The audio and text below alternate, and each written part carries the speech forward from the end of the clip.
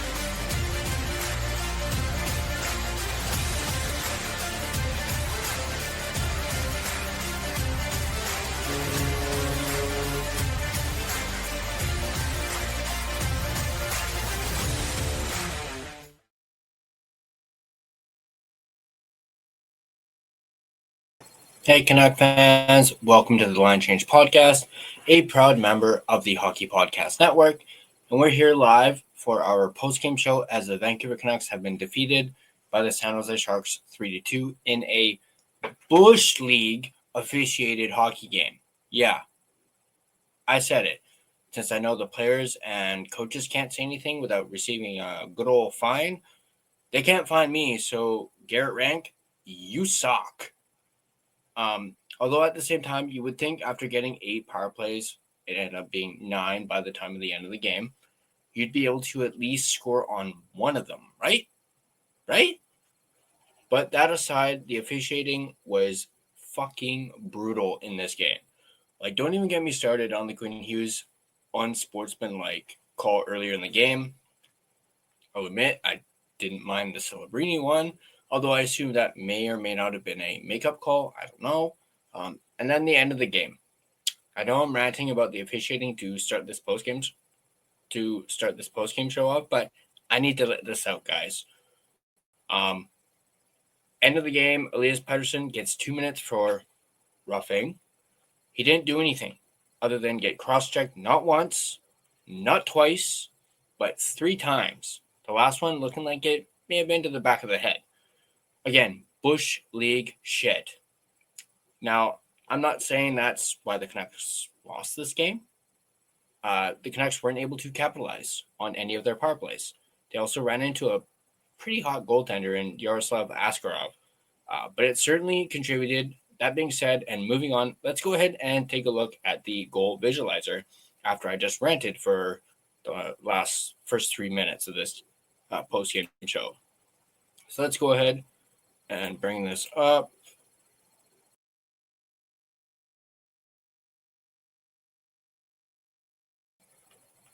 There we go.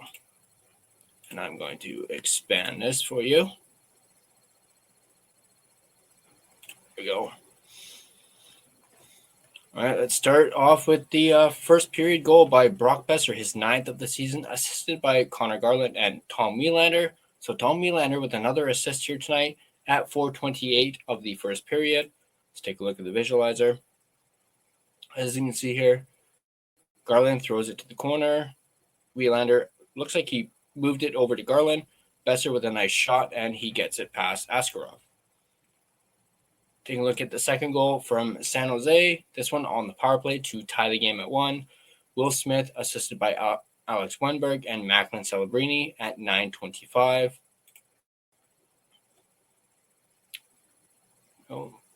Puck is moved over to the faceoff dot. Celebrini there passes it back to Wenberg, who then passes it over cross crease to Smith, who puts it in. Moving on to the second period. Elias Pettersson scoring his 8th of the season, assisted by Evander Kane and Filip Hronek at 3:04. And this was a beauty. Puck moved around. Evander Kane rushes down, passes it off to EB40. And honestly, this visualizer doesn't really do it justice. But don't worry, we will take a look at that actual goal a little bit later. But PD is able to put it in. And then William Eklund scores at 14:03 to tie the game at 2, assisted by Macklin Celebrini and John Klingberg. This one right off the faceoff. Pass back to the point to Celebrini. Over and then to Will Smith, and he is able to put it past Nikita Tolopilo. And then the 3-2 goal for San Jose, scored by Adam Gaudette, assisted by Kurashev and Toffoli at 15:17. This goal actually had to get reviewed, as originally they actually did not call this a goal. And then it went under review, and apparently Tolopilo made the save, but his glove was over the line. So actually, literally, we came back from a commercial break, and the referees were talking about this, and then they called it a goal. So my honest reaction was like, what the fuck? Like, how did that get overturned? But I digress. That ended up being the game winner for the San Jose Sharks.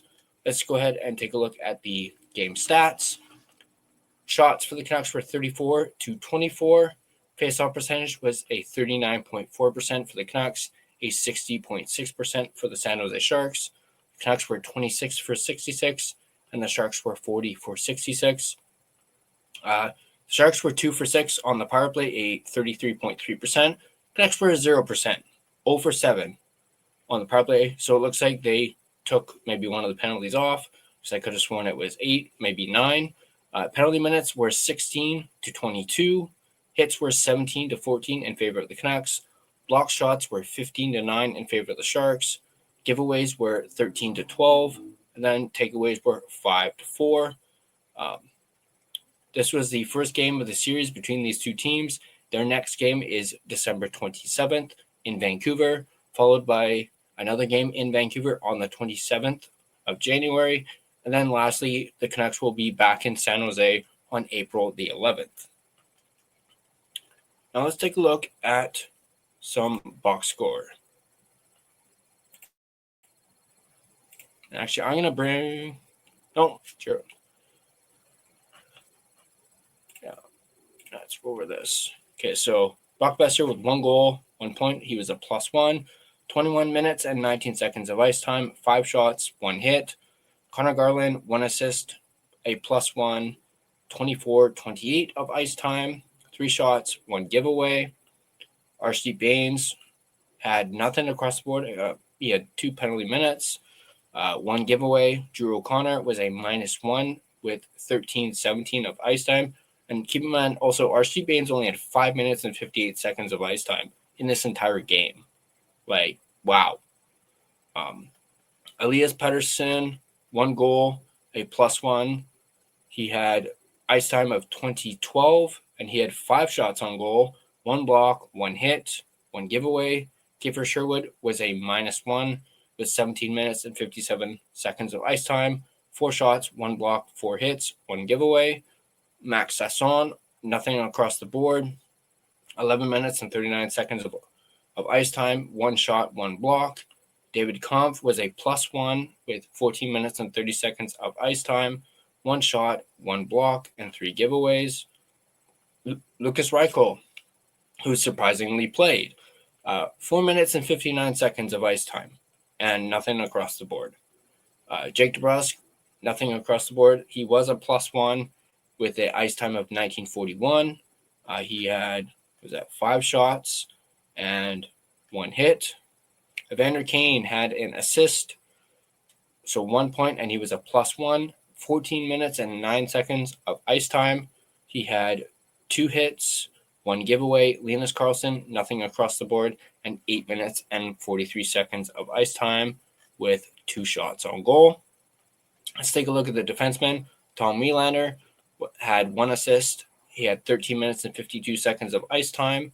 Philip Hronik, 1 assist, 24 minutes and 13 seconds of ice time, 1 shot, 1 block, 1 hit. Elias Pettersson went nothing across the board, 11 minutes and 18 seconds of ice time, 1 block, 5 hits. Marcus Pettersson had nothing across the board, 2 penalty minutes and 1 giveaway, 17 minutes and 31 seconds of ice time. Be honest, kind of looked like MP3 was a bit of a, ghost out there. I hardly even noticed he was on the ice. Quinn Hughes, a +1 with 28 minutes and 19 seconds of ice time, 4 shots on goal, 2 blocks, and 2 giveaways, 1 takeaway. Tyler Myers was a -1 with 16 minutes and 44 seconds of ice time, 2 shots, 1 block, 2 hits. And then with the goalies, Tolopilo, 24 shots against, 21 saves, 3 goals against, 1 even strength goal against, 2 power play goals against, a .875 save percentage. Honestly, I thought Tolopilo actually played pretty well here tonight.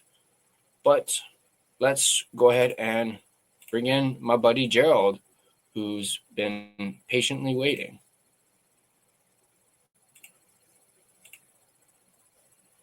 What's going on, Ty? Not much. What's going on, buddy? Not much, man. How about you? Whew. Just disappointed. I mean, it's to a point where it's like, why did I watch the game kind of feeling?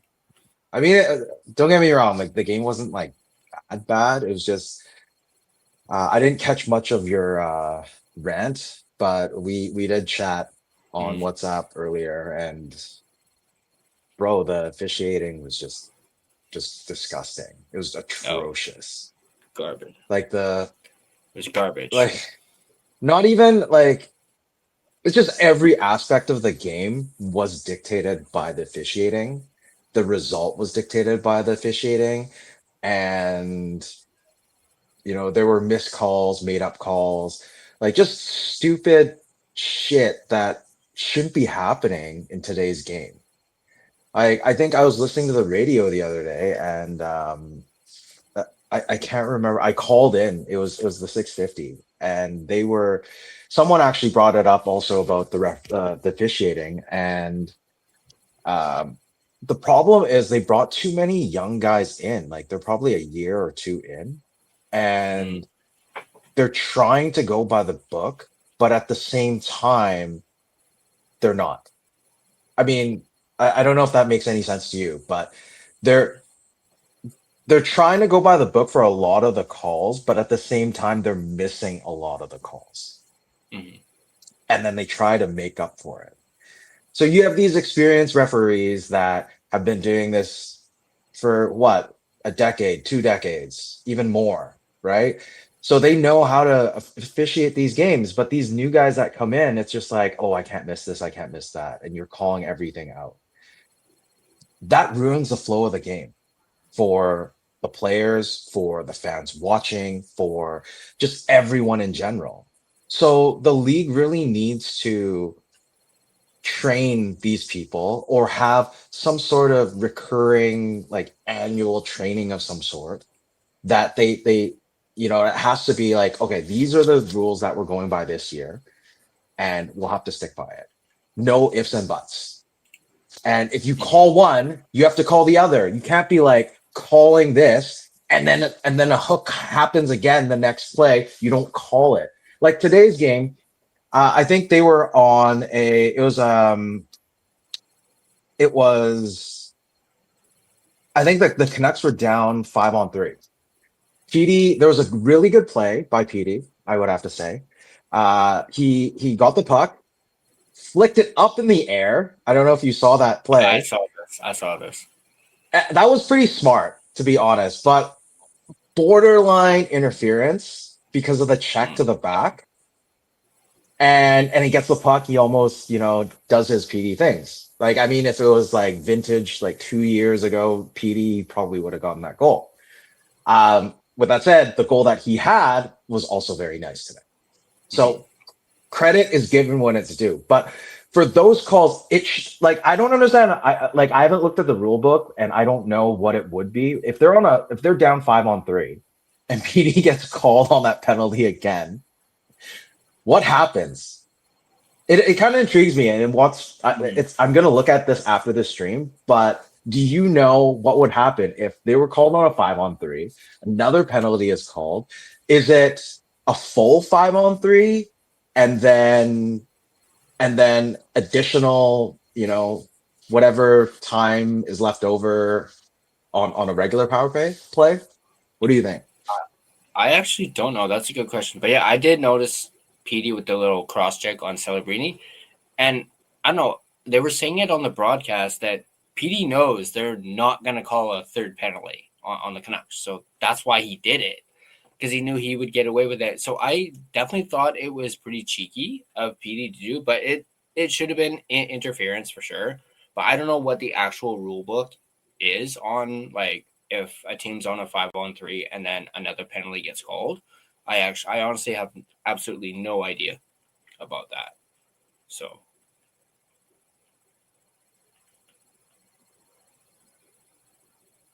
Is that a loophole in the rules? Because if you're down 5-on-3, like even nowadays, you rarely see the 5-on-3s. You've been seeing a bit more of it this year. But in the last year, in the latter year, like previously, I remember not seeing a lot of 5-on-3 chances. They're trying to not have these 5-on-3 power plays. But for Canucks, hell, it doesn't matter if they give them a 5-on-3 or in a 6-on-3, they're still not going to score. So whatever. Might as well just call these penalties, right? yeah, true. I'm actually really glad that you brought up that EP40 goal, because I actually want to bring that up. The visualizer does not do it justice on how For sure. sick that goal is. So I actually have the clip. Let me Are you just bring it up. Actually, yeah, you're not monetized, so you can probably show it, right? On Twitter. Are you actually going to show it? Yeah. Odd. Yeah, let me just bring this.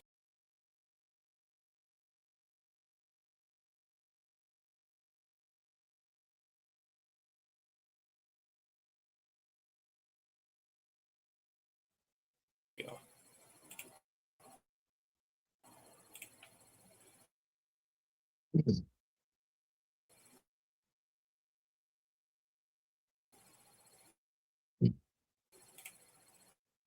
While you're trying to pull this goal up, there's another thing that we have to talk about after this. Is that Now I'm gonna goal that was called as the game winner?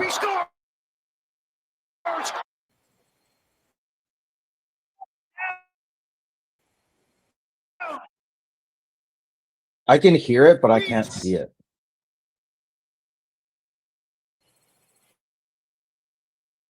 Henderson.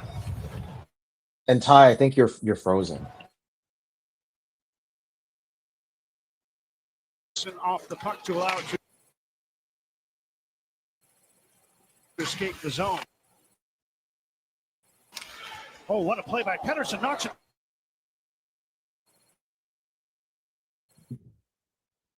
Pedersen.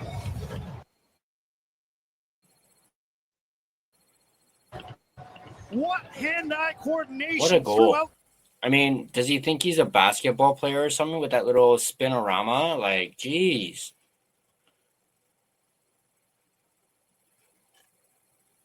Like, that was absolutely sick. It didn't really show, Ty. I think it froze up. Oh, it didn't? Yeah. Crud. And you were kind of frozen for a second too. Oh, well, here, let me... Are you on your laptop? No, actually. Well, here, this might work better, I think.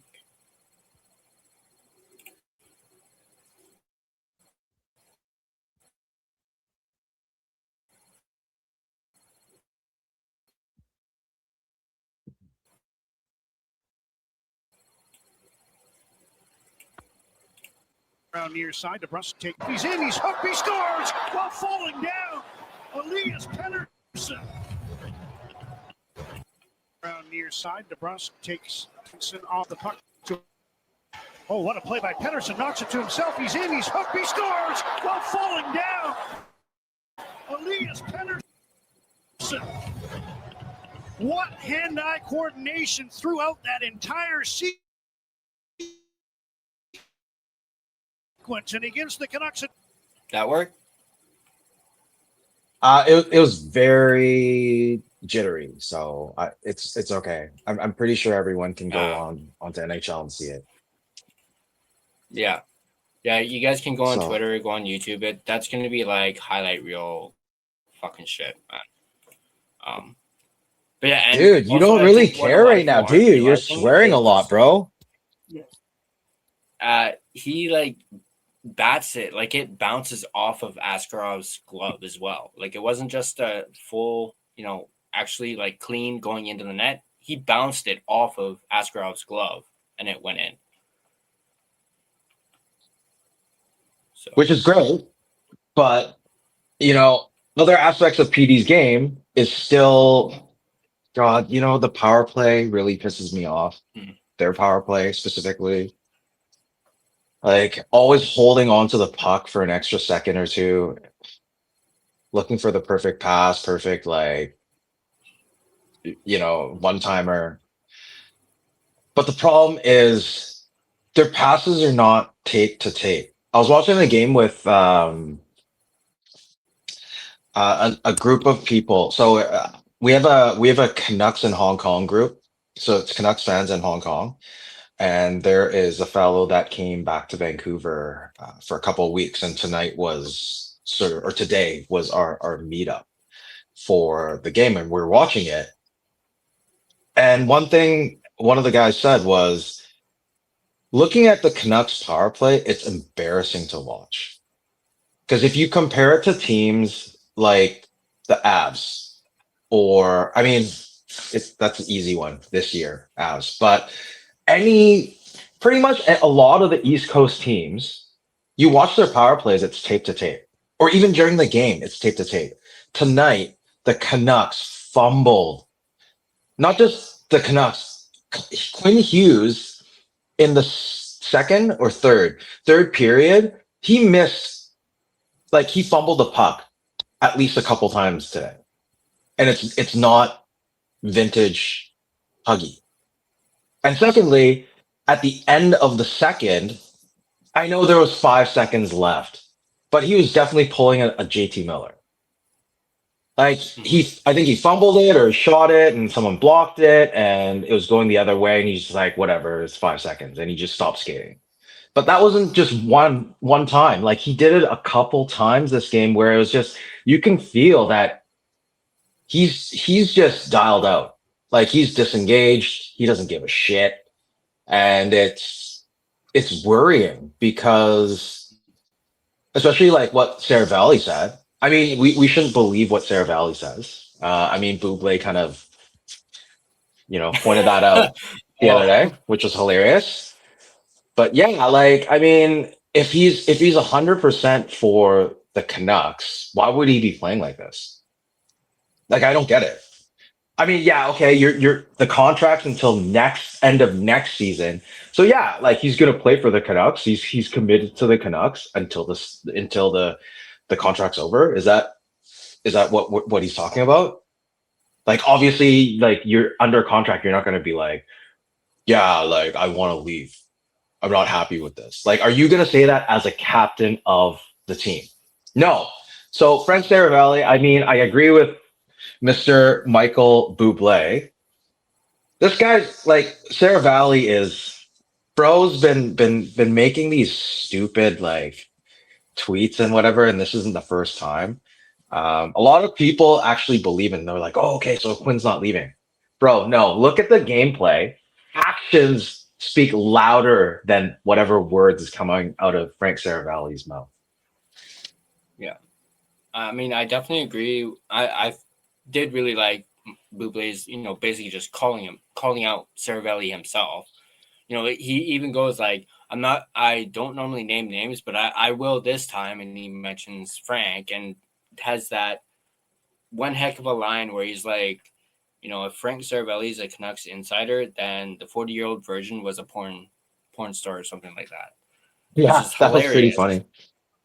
But I'll admit I did not like some of Bublé's other takes, particularly talking about like the media and losing, because I know a bunch of the media caused a big stir over that, and a whole bunch of them were like, that's not true. So, but the stuff about Saravalli, yeah, I liked it, but I think Bublé may have gone a little too far with media stuff, especially, I mean, granted, he is a diehard fan, but it's like the media. Also, the owners of the Giants. Yeah, the media pays more attention than you do. So. Yeah, I mean, no, you take it with a grain of salt, but at the same time, you listen to what he says and you kind of think about it. And I don't know, man. It's like this Canucks media market is very tough. Like Vancouver, for the longest time, I'm not going to say now, but for the longest time, we were the only game in town before the Whitecaps, before the Golden Eyes. We had what? The Canadiens baseball team, and that's about it, right? The Lions as well. Oh, I forgot about that. I didn't. Yeah, I don't think CFL is really football. Anyways, but good for them. I mean, good for them because they had a good run. I haven't even followed. Are they? No, they're. The Grey Cup was in Winnipeg, and obviously the Lions didn't play in them. But they had a good run, got to the West, which is great. But Canucks media can be quite savage, to be honest. I think it's more Canucks Twitterverse or Xverse that gets very savage. It's the people that are toxic that are on X, that are on Twitter, and the people that are diehard fans since the 70s. These people are not on social media. That's why you don't hear the positives or that optimism, right? I actually was out at one of the games. I can't remember last week. I'm going to send you some of the video. And this person actually said that I can use it or you can use it on your channel because I did an interview with a fellow that has been a Canucks fan since the 70s. This is on my phone, so the audio might need you'll need to fix it up a little bit because there's a lot of people, drunk people. It was on Granville Street. It was after Good and Co. And I bumped into the guy, and the guy saw me in a Canucks jersey. We started talking, and it did like a 17-minute interview about how he feels about the Canucks and what needs to be done and all of that. But yeah, I'll send that off to you, and then maybe we could do something out of it, or we can talk about it afterwards. But we'll focus on tonight. I don't know. Anything else? Okay, let's talk. I need to ask you about that glove saved goal that became the game winner. We need to talk about that. Yeah. Seriously. We need to. Yeah. I think I was like half paying attention because then they went into a commercial break, like right after that whistle went off. So they go into the commercial break and then they come back and they're reviewing something. And I'm just like, okay, what's going on here? Like, we just came back from a freaking commercial. So from what I gather and from what I heard, specifically what Adam Foote mentioned in his post game, it appears as though Toronto saw something and they reached out to the guys in the game. We're like, hey, we spotted something. And then Foote even said they looked on their cameras and, their like iPads, and they didn't really see an angle where definitively you can see the puck in the glove in the net.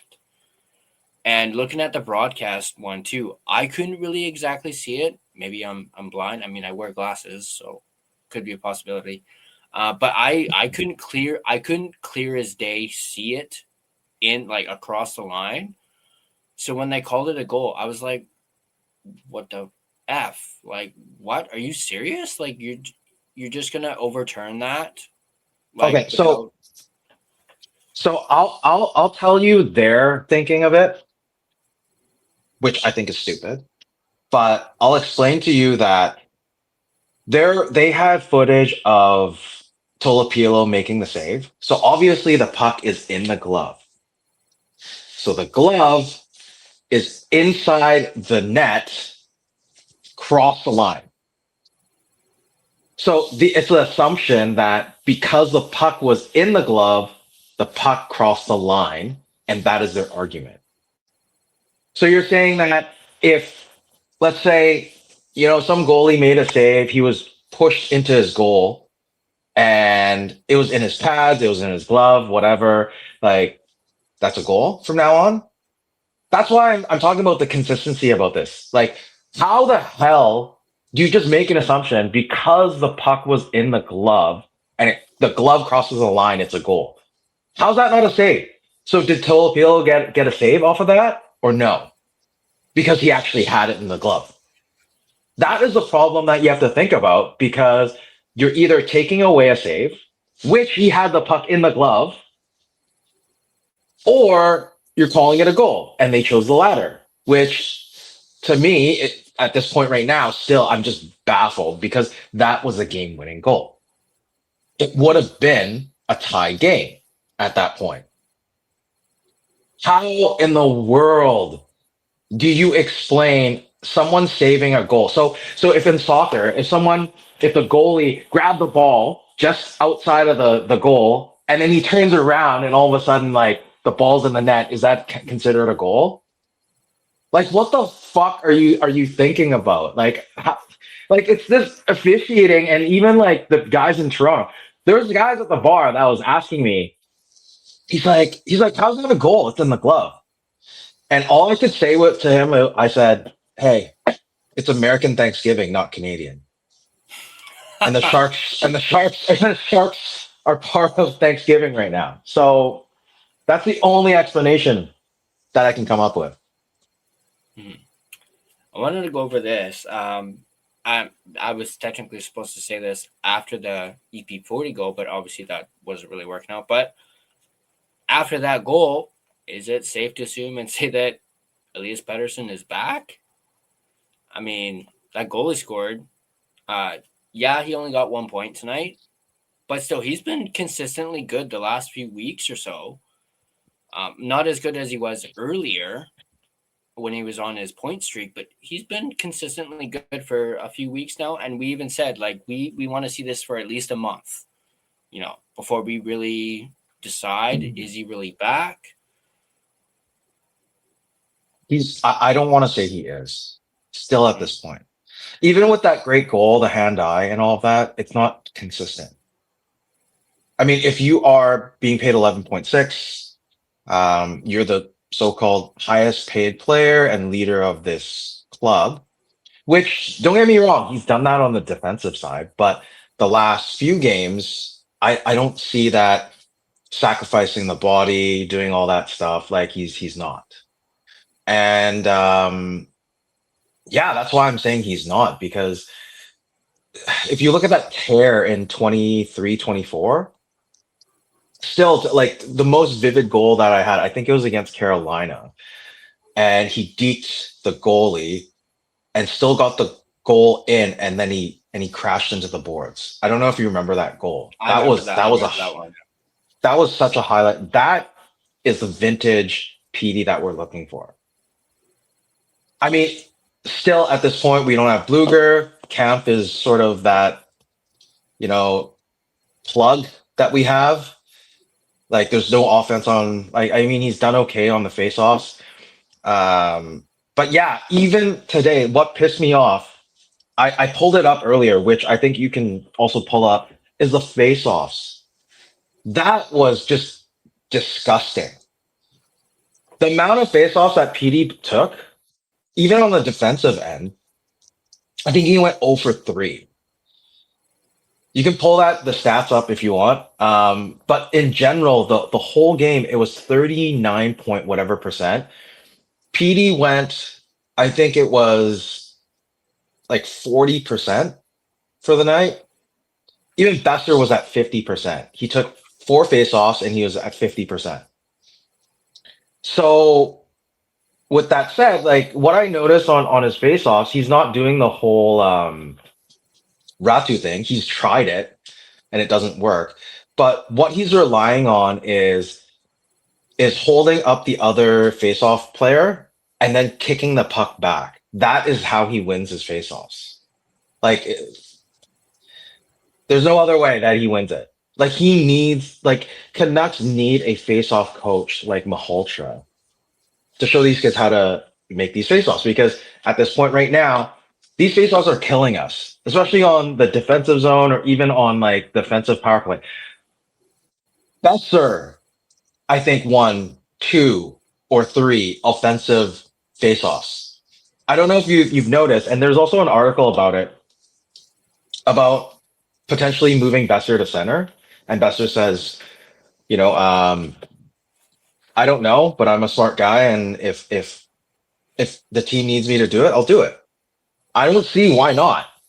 The only reason why I see it not happening is because Besser's foot speed is too slow. That is the only thing. So if you actually had a Besser, Sherwood, actually, let me think. Besser, DeBrusk, I think Canucks Army was suggesting. Besser, DeBrusk on the left, Garland on the right, that'd be a stacked line. And if Besser can win those faceoffs, that'd be great, because Garley can backcheck or whatever, even if he loses, then it's okay. So as a stopgap, that would be a solution right now, but obviously they need to go out and look for a second line center to alleviate everything else, right? Mm-hmm, for sure. And yeah, I did notice. I think I even actually tweeted about it, because I missed the first period really of this game, and then managed to catch on in the second. And then literally as soon as I turned it on, I see Besser in the faceoff dot, but to take a faceoff, and I'm just like, what? So, yeah. I mean, I wasn't sure if if someone got waved out, or if he was like originally supposed to take it. No, so yeah, so on right hand faceoffs, they've like Camp and him have an understanding. Camp is like, do you want to try? You want to do it? I think that's when Camp first came. Yeah. Yeah, right. So, but I've noticed that a lot, that he's, even before Camp coming, he's been taking those odd face-offs here and there, and he actually does win them.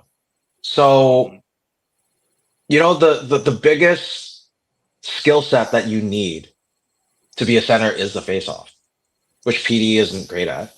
I mean, he's never been great at. He's at 40%, hovering around 40%. And if Besser can sustain it, like, it's a small, super small sample size, because he takes maybe at most like 5 face-offs a game, right? So if he can consistently, this would probably be more of after Olympic break kind of thing. Like, it gives him some time to do it, to practice it and learn it. If he doesn't make the American team, and maybe the latter half he can start doing it. If not, it'd have to be like a project for next year. Mm-hmm. For sure. slightly back on the PD thing, just because I was going to continue. Okay, so he may not be completely back yet, but, and you touched on this earlier, he looked more engaged than Quinn, which is not Well, something I 100%. thought would come out of my mouth. Like, I did not think I would be uttering those words. Just saying, Quinn did not look engaged at all, or for most parts of this game. The body language that you touched on earlier.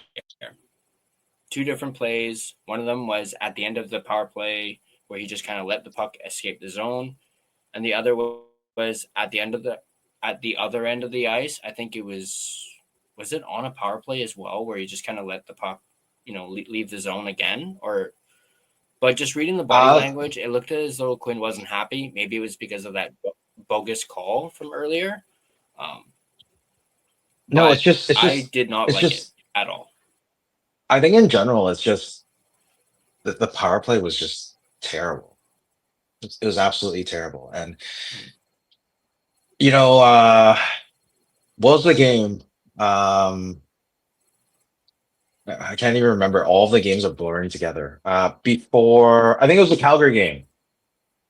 And they're on a power play, gave up a shorty, and then Huggies just like, screw this. And he went end to end and got the goal. It was 5-2 at that point, the 5-2 goal. There, I still saw some passion, even though they're losing. And he was kind of like pissed off and whatnot. Didn't really even celebrate the goal. This game, I saw a lot of JT in him and just dropping and just not giving a shit and just skating. And I think there was a comment in chat. I don't know if it's Witten or Jordan. They noticed the same thing. Mm-hmm. Well, yeah, I noticed people pointing it out on Twitter. I mean, that's how I saw it during the game itself, but the fact that people are pointing it out on Twitter and then even pointing this stuff out after that interview he recently did, where he, and the Frank Cervelli report saying, he wants to stay, he's 100% committed. What we saw tonight isn't a guy who's committed, at least not in my opinion. Definitely. And I think you and I kind of talked about it too. It was game, I don't know, within the first 5 games, maybe, or within just before the 10-game mark, how he slammed his stick at the net. And I was like, what was that? No one really looked into that at that point because it wasn't a huge thing. But if you look all the way back to the beginning of the season, there is that sort of mentality or that physical aspect of the game that you don't see Quinn really do. Like, he doesn't get frustrated and he doesn't slam sticks. He doesn't, like, he's very chill, very calm. That's why he's the captain. But this year, I don't know, man. It's a little different. Yeah. Let's take a look at the out-of-town scoreboard real quick. I just gotta open up Sportsnet again. Just because I closed everything because it was kind of glitchy a lagging. little bit. Man, I was so close. Oh, yeah, lagging. A little lagging.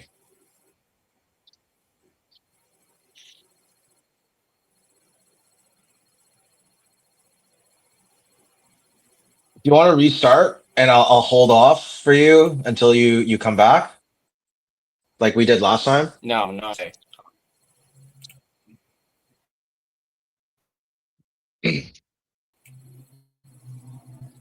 Here, I'll just get off my phone. It's a lot easier. Because even now you're frozen a little bit. All right, let me see here. All right, we'll start off with. Oh shit! There's 3 games going on right now. The Lightning beat the Red Wings 6-3.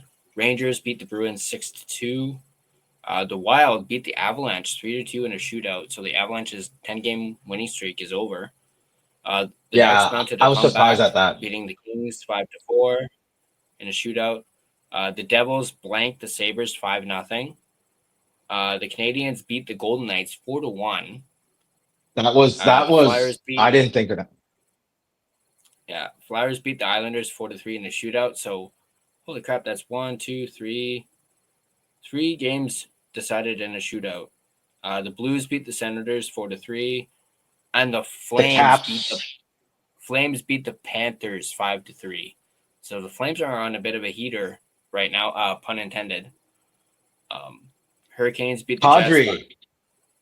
Hurricanes beat the Jets 5-1, and then the Capitals mounted a comeback and beat the Leafs. But the Leafs suck. The Caps were down 2-1 with I think less than 10 minutes to go, and at that point I was sitting in my car and I was looking at Bet365, not the DraftKings, because we apparently can't use DraftKings in Vancouver or in BC. If not, I would be using DraftKings, just so you know.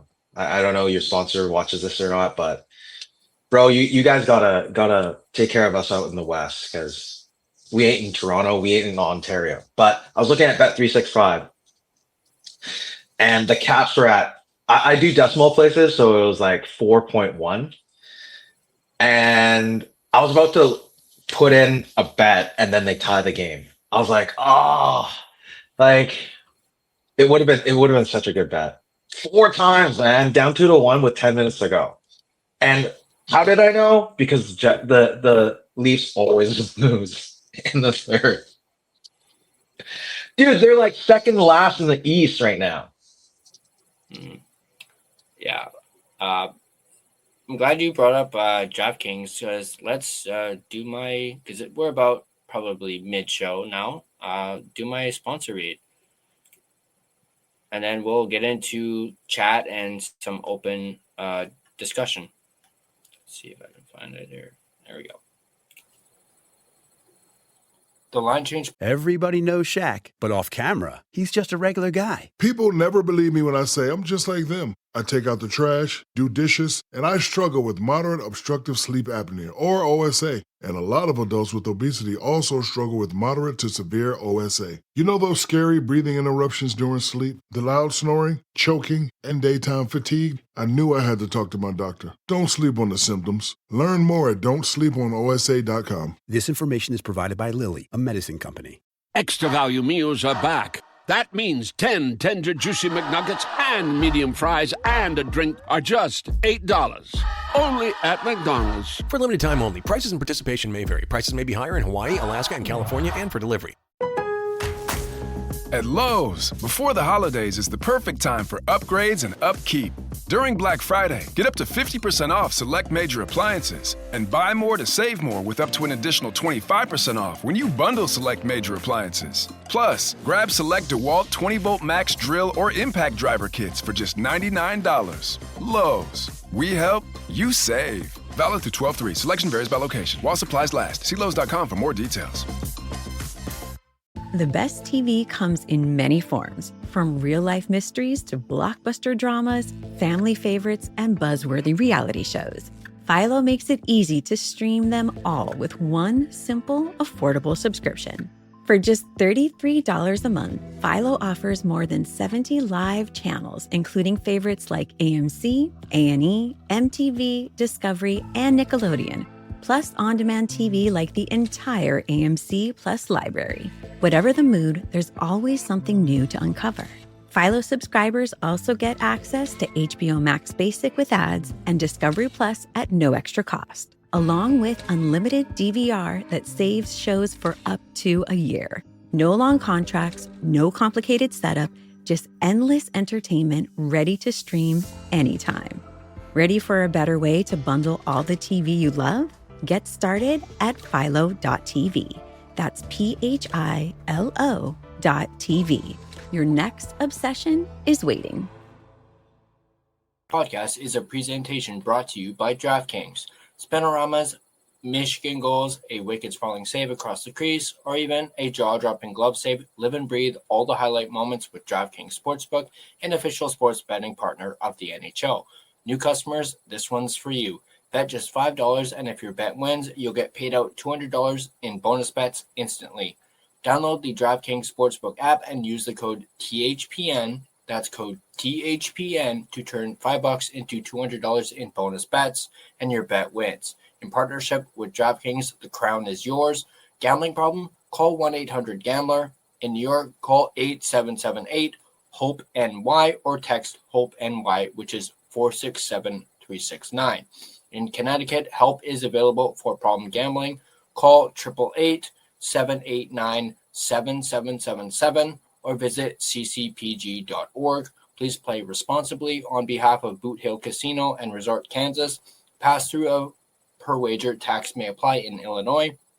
21 plus age and eligibility varies by jurisdiction. Void in Ontario. Restrictions apply. Bet must win to receive bonus bets, which expire in 7 days.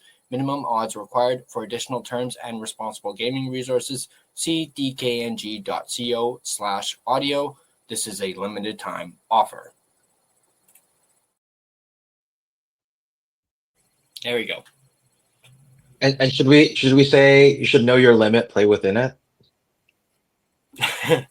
I mean, they don't tell me to say that, so but get me. No, that's our local gaming Oh yeah. slogan. Play now or play now. Yeah, we ain't plugging that crap on. I really dislike using Play Now because you can't really cash out, and they only decide when and if you can cash out, which is garbage. And at the same time, their app, they finally have an app, but it's so buggy that you can't even place bets. You have to use the website. So what's the point? And it's apparently the only legal game in British Columbia.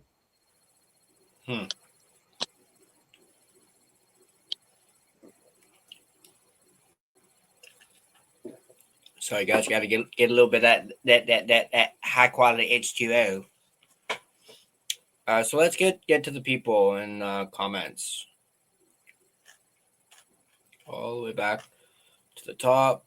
Actually, I start this one right away. So let me bring this up on the screen. That was right after the game. I when you had the link up, I was just like, yeah, we have to talk about this. Yeah. I think it was just you. No. Yeah, I saw that right away and I was like, yes. Irvin here. What's up, buddy? Good to see you. Sounds like I'm glad I missed that one. I mean, maybe, unless you wanted to vent, then missed a pretty darn good one to be able to vent to.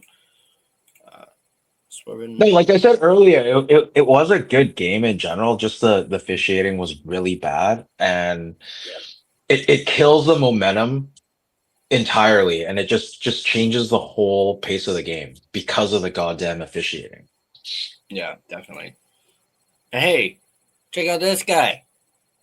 3 almost 4 paragraph rant coming about the officiating right off the top. Yeah, you'll have to, for those of you who just joining us, you'll have to go back and rewatch that. Ended up being like 3 minutes worth of ranting about the officiating. Irvin, sorry I'm late. All good.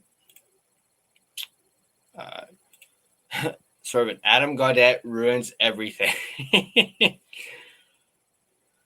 Yeah, I that shouldn't have been a goal, honestly, especially after how you explained that, that was their reasoning. It's like, can't just make a call like that on a whim.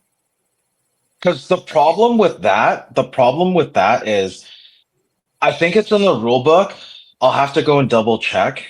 And if you guys are rewatching this, leave a comment about it. But if it wasn't called on the ice, they shouldn't even be reviewing it, right? So unless there was something there, they called it on the ice and said it was a goal, then they would have to have some concrete sort of evidence that it was a goal or that it wasn't a goal. Whereas right now they didn't call it, they did a review, and there was no concise evidence that it actually crossed it. You don't see the puck. Like usually when you do reviews, you have to see at least, say there are times I think Canucks had one where the puck was straddling the line and they didn't see the white of the ice past the line. So they called the goal off. You didn't even see the puck in this review. What are you talking about? How do you even call it a goal, man? Seriously. That's what pisses me off because it would have been a tie game. At least the Canucks get a point. I mean, it depends on which side you're on, either rebuild tank or, let's get as many points as we can. But come on, man. That just terrible officiating. Yeah, I mean, I could have seen somewhat of their argument. Because keep in mind also Tolopilo's the netting of his glove was black. Imagine if it had been white. Then yeah, you probably would have been able to see it a little bit more clearly. But the fact that his webbing was black and kind of meshed in with the puck, with the puck, you don't just make that call. Just especially when you literally go to a commercial break, and then people at home don't see anything that's going on during a commercial break. So yeah, definitely thought that should have been not happened. Or been shut. SG. Yeah, he's probably happy. Although I didn't see no. See, well, Misa's injured, right? We should have invited SGA to come on for the show. It's a Sharks game, man. Only chance. I mean, we got two more shark games, so we'll see. Patera tomorrow. I could see Patera starting tomorrow. I did hear recently that Lankinen will be joining the team on the road trip, and of course, there's only 2 games left on the road trip. So, I guess that's the question. Could he be there in time for tomorrow? You would think maybe you would want to give him Colorado, because you probably don't want a guy like Patera against Colorado. I mean, don't get me wrong, Tolopilo has played well, I think, the last couple of games. But you don't want to throw them to the wolves, considering what the Avalanche have been doing as of late.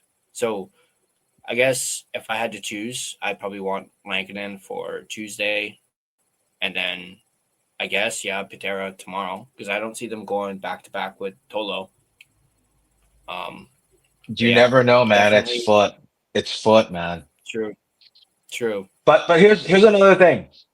Demko is actually on the trip. Yeah. And I was also saying, so I was saying that to my buddy who I was watching the game, and he says, no, man. It's probably best if you throw Demko down to the AHL for a quick couple game stint, just to make sure he's fully ready, as opposed to throwing him in the game last time and he got injured again after one period. They got to make sure. But who knows, with the management, with the coaching, they might, since Demko's already there, they're like, why don't we throw him in? And then he gets injured for the rest of the season. I mean, I did know that he was on the trip, but I think I saw something about, I'm not sure if it was, may have been actually from Dolly, where he's still a couple weeks away. But for some reason, he's traveling with the team, on this road trip, which is a little odd. Go to Puckpedia, or I don't know where else. It said he's day-to-day, though.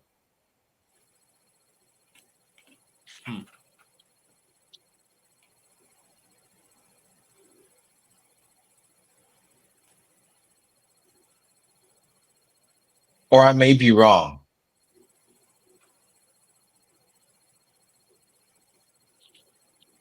Am I frozen right now? A little bit, yeah. Okay, I'm just trying to pull up Puckpedia right now.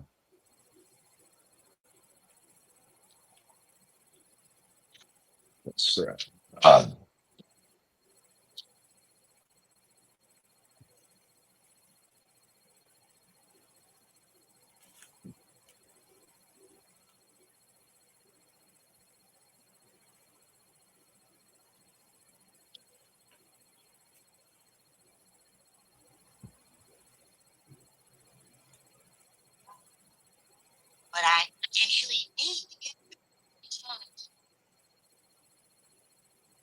It does still Are- say that he's technically still injured, but it does mention that he, November 24th, he's about him joining the team on the road trip.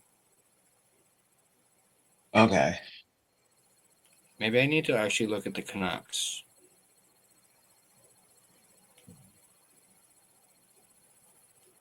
Yeah, it says he's still on IR on Puckpedia. Like when it shows all the players, he's still listed as IR.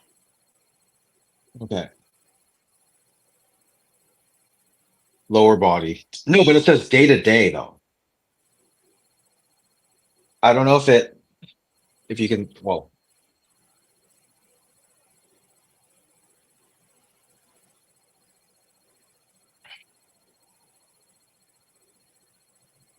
Oh yeah, it does say day to day on the active injuries right here. yeah. But it has Hedl as day to day as well. And I'm pretty sure Yeah, so Hedl's maybe, not day to day. but it says Hogs is week to week, and he's Mhm. probably closer to day to day. Yeah. And it says Because Jet it's even day to day. yeah, so who knows? Yeah,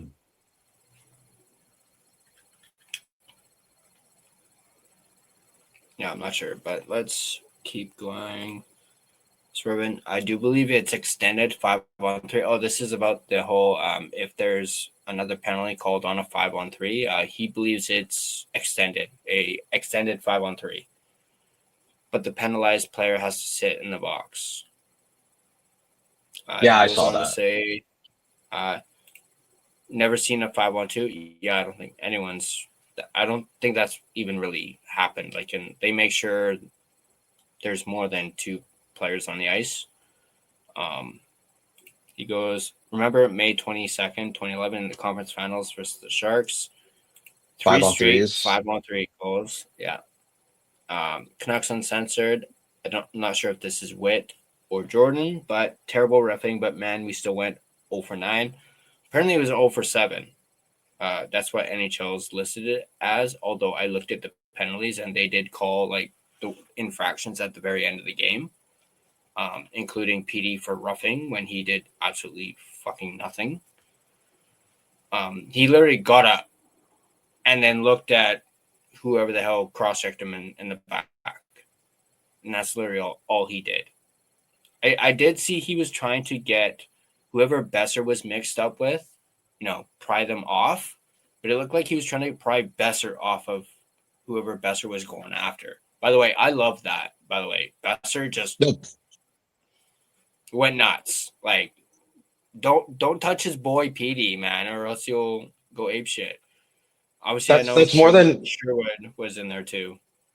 it's more than we can say about Kane, man. Yeah. Where was Kane in that? I don't recall. Oh, that's right. He was on the bench. Although of course, that official, like, fuck, what was his name? I mentioned his name earlier at the top because I called him a bum. Garrett Rank. You suck. I reiterate. And so does half of social media too. They were ripping on. I actually had to Google this guy because I was like, who the heck is this guy? Apparently he's a 38-year-old referee. I thought he was a lot younger, but I guess not.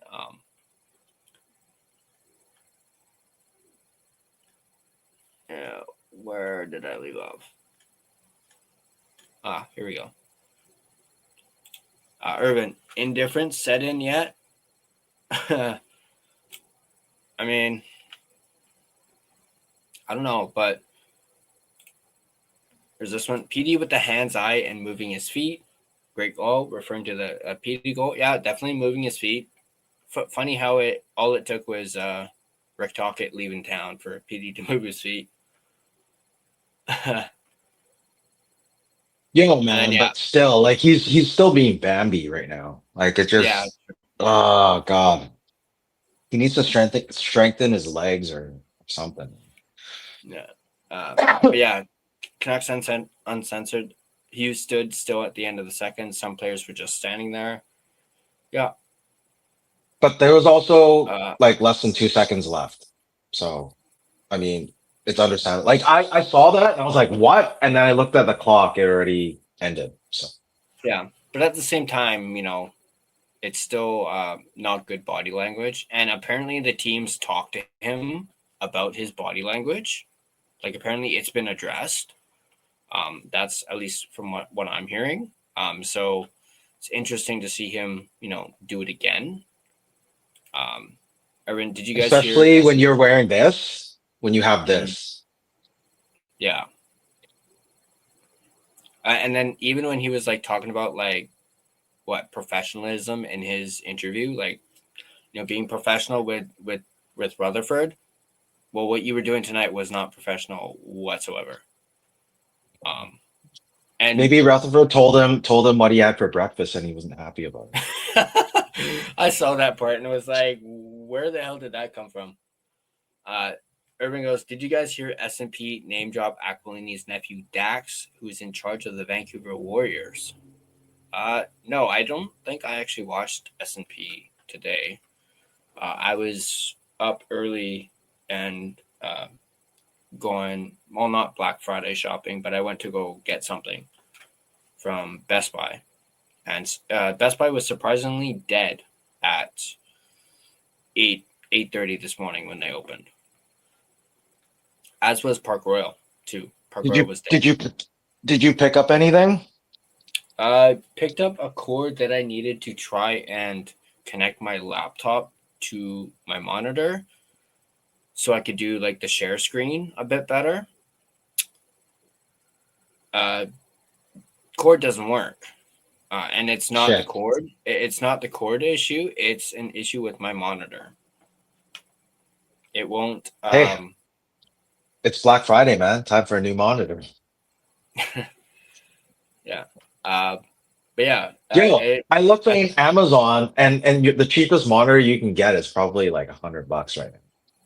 Yeah, I think I poked my head into Staples and I think they had one for under 100, which was pretty decent actually.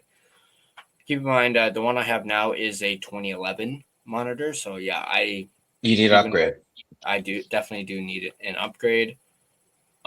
If anyone in chat knows of any good deals, let us know. Like I'm actually in the market for a lot of computer stuff. I need a computer. I got my microphone. I already know what camera. We're gonna be starting something soon.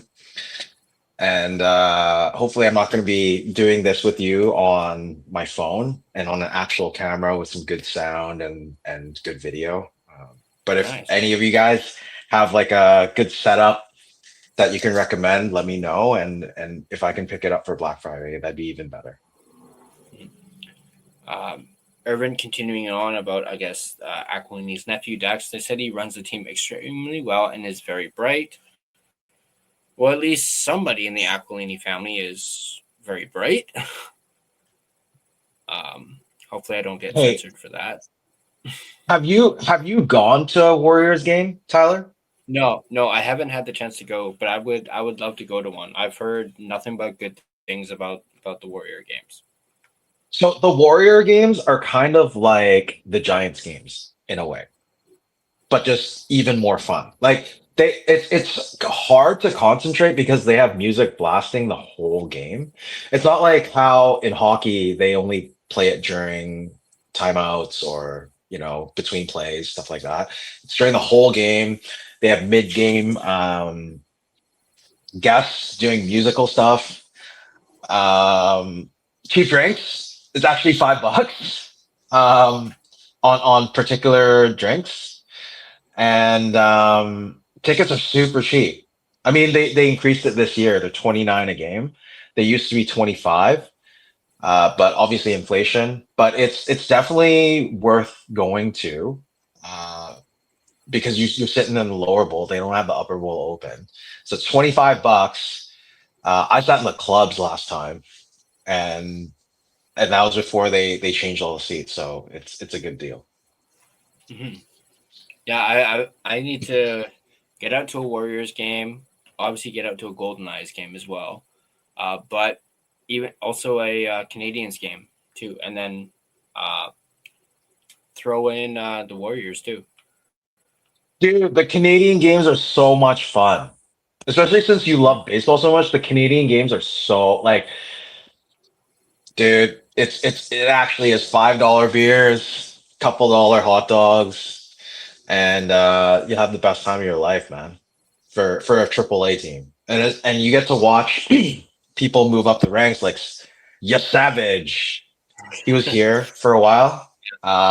So yeah, it's a good, like, Vancouver market actually has some sports that you can go to that are economically affordable. It's just not the Canucks right now. If that call was made in the playoffs, imagine the rise. Is this the Quinn Hughes one that were? I mean, there were so many. I'm not sure if this was the Quinn in regards to the Quinn Hughes ones or Quinn Hughes one. Canucks Uncensored. Look on the bright side. Calgary 1 point behind us, and Nashville winning and could be 2 points behind us. Yeah. Okay. Yay. There goes Team Tank. That's Team Tank right there. You know what Uncensored is thinking? Oh yeah. I mean, didn't Calgary win? How is Calgary 1 point behind us? They won, and because won like what, 4 in a row? No, because they were behind us the whole time, and then even with those wins that they had, and then the Canucks won against the Ducks, so that's why they're only a point behind. Okay, that makes more sense. And also at that time, Canucks had games in hand, and Calgary wasn't up there, so they pretty much caught up. So that says a lot, because if Calgary is only a point behind, then what are the Canucks playoff chances right now? Yeah, I think it's 38 games. They have to win 38 games in 58 games, something like that, or 38 games and 58 games, something around that point, just to make the playoffs. Yeah. I heard someone talking about this. I can't remember where exact. Oh, I think it may have been on Canucks After Dark. Actually, they were mentioning how the Canucks need to win every other game, like literally for the rest of the season, to make it into the playoffs. Yeah, but if they win every other game at this point right now, they'd still be under 500. Because the record right now is, what is it, 11-13-2? If I remember correctly. Yeah. Well, yeah, because I think it was 11-12 prior to this game. Yeah. Yeah, Canucks are 1-4 with Camp in the lineup. PD has 5 points in 5 games with Camp in, or Comp in. I didn't know that PD stat, him having 5 points in 5 games, but Canucks being 1-4. He was also shotless last game. PD? Shotless and pointless last game, I think. Or the game before, I can't remember. But it was just, I think it was last game because I bet on that. So 0 shots. Game against didn't PD get an assist on that Doc goal? Sorry, the game before then. Yeah. Yeah, I gotta stop betting on the Canucks because it all comes back. Yeah. Dude, it was the Jays that got me the bank. Like that, I'm my bankroll right now. If it wasn't for the Jays, I wouldn't have a roll, like a bankroll right now to like make bets. Jays just, dude, I loved it this last season. Quinn's goal against Calgary didn't look like passion. I saw more disgust than anything. Agreed. You mean that in a Yeah. I mean, some could even say, he just completely ignored the rest of the team and just was like, F this, I'm doing this myself. Because no one else can do it. That 5-2 goal was basically telling the team, fuck you, I'm taking this on my back. If you guys can't do shit, I will do it. That was a statement right there. And I don't know if you've noticed in between whistles, it feels like Huggy and Petey are not on the same page right now. Like it seems like they're not vibing or anything. Like it's weird. And then, but during that 5-2 goal, the first person he fist bumped was Petey. So I was like, okay, cool, whatever. Maybe there isn't. I'm just looking too much into it. But even this game, I think it was during one of the power plays.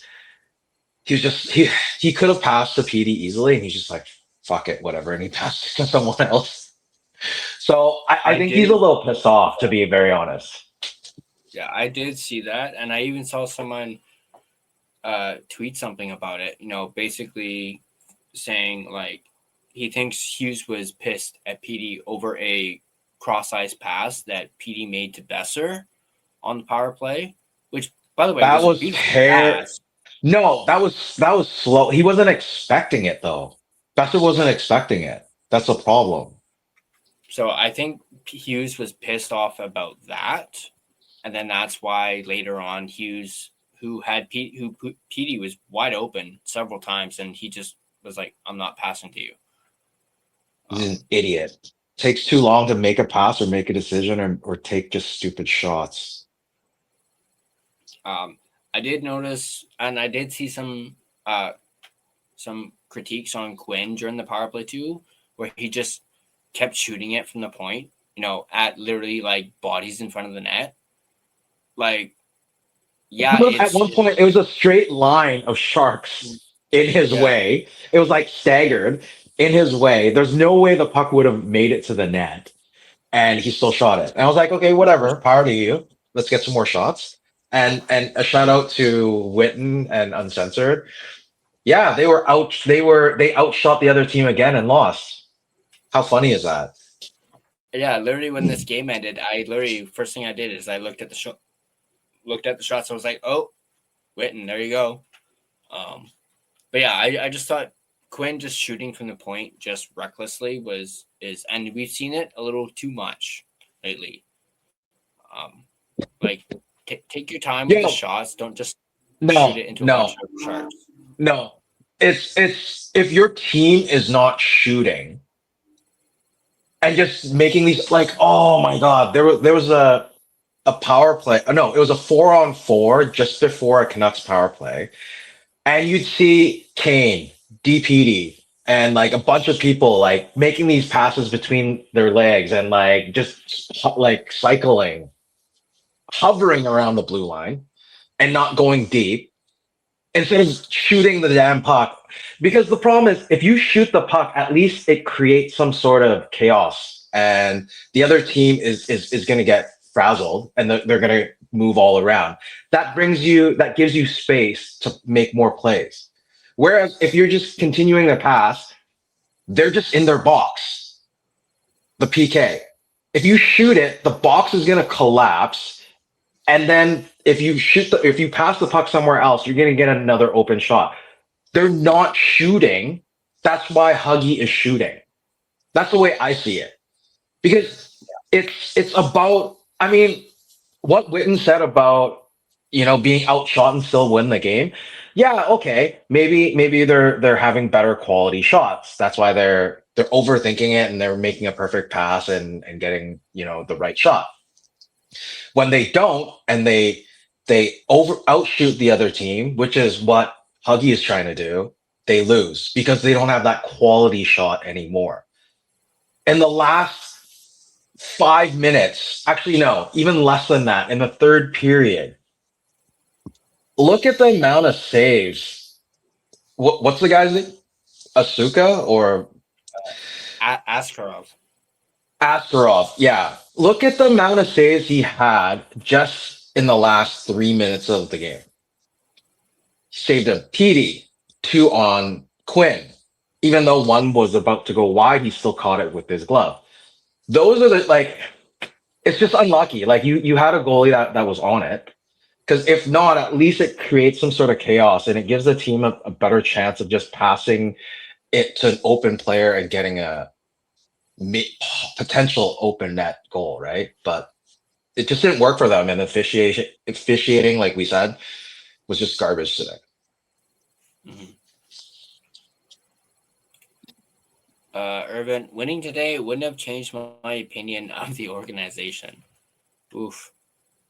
I don't think it'll change his mind even if we make the playoffs. So.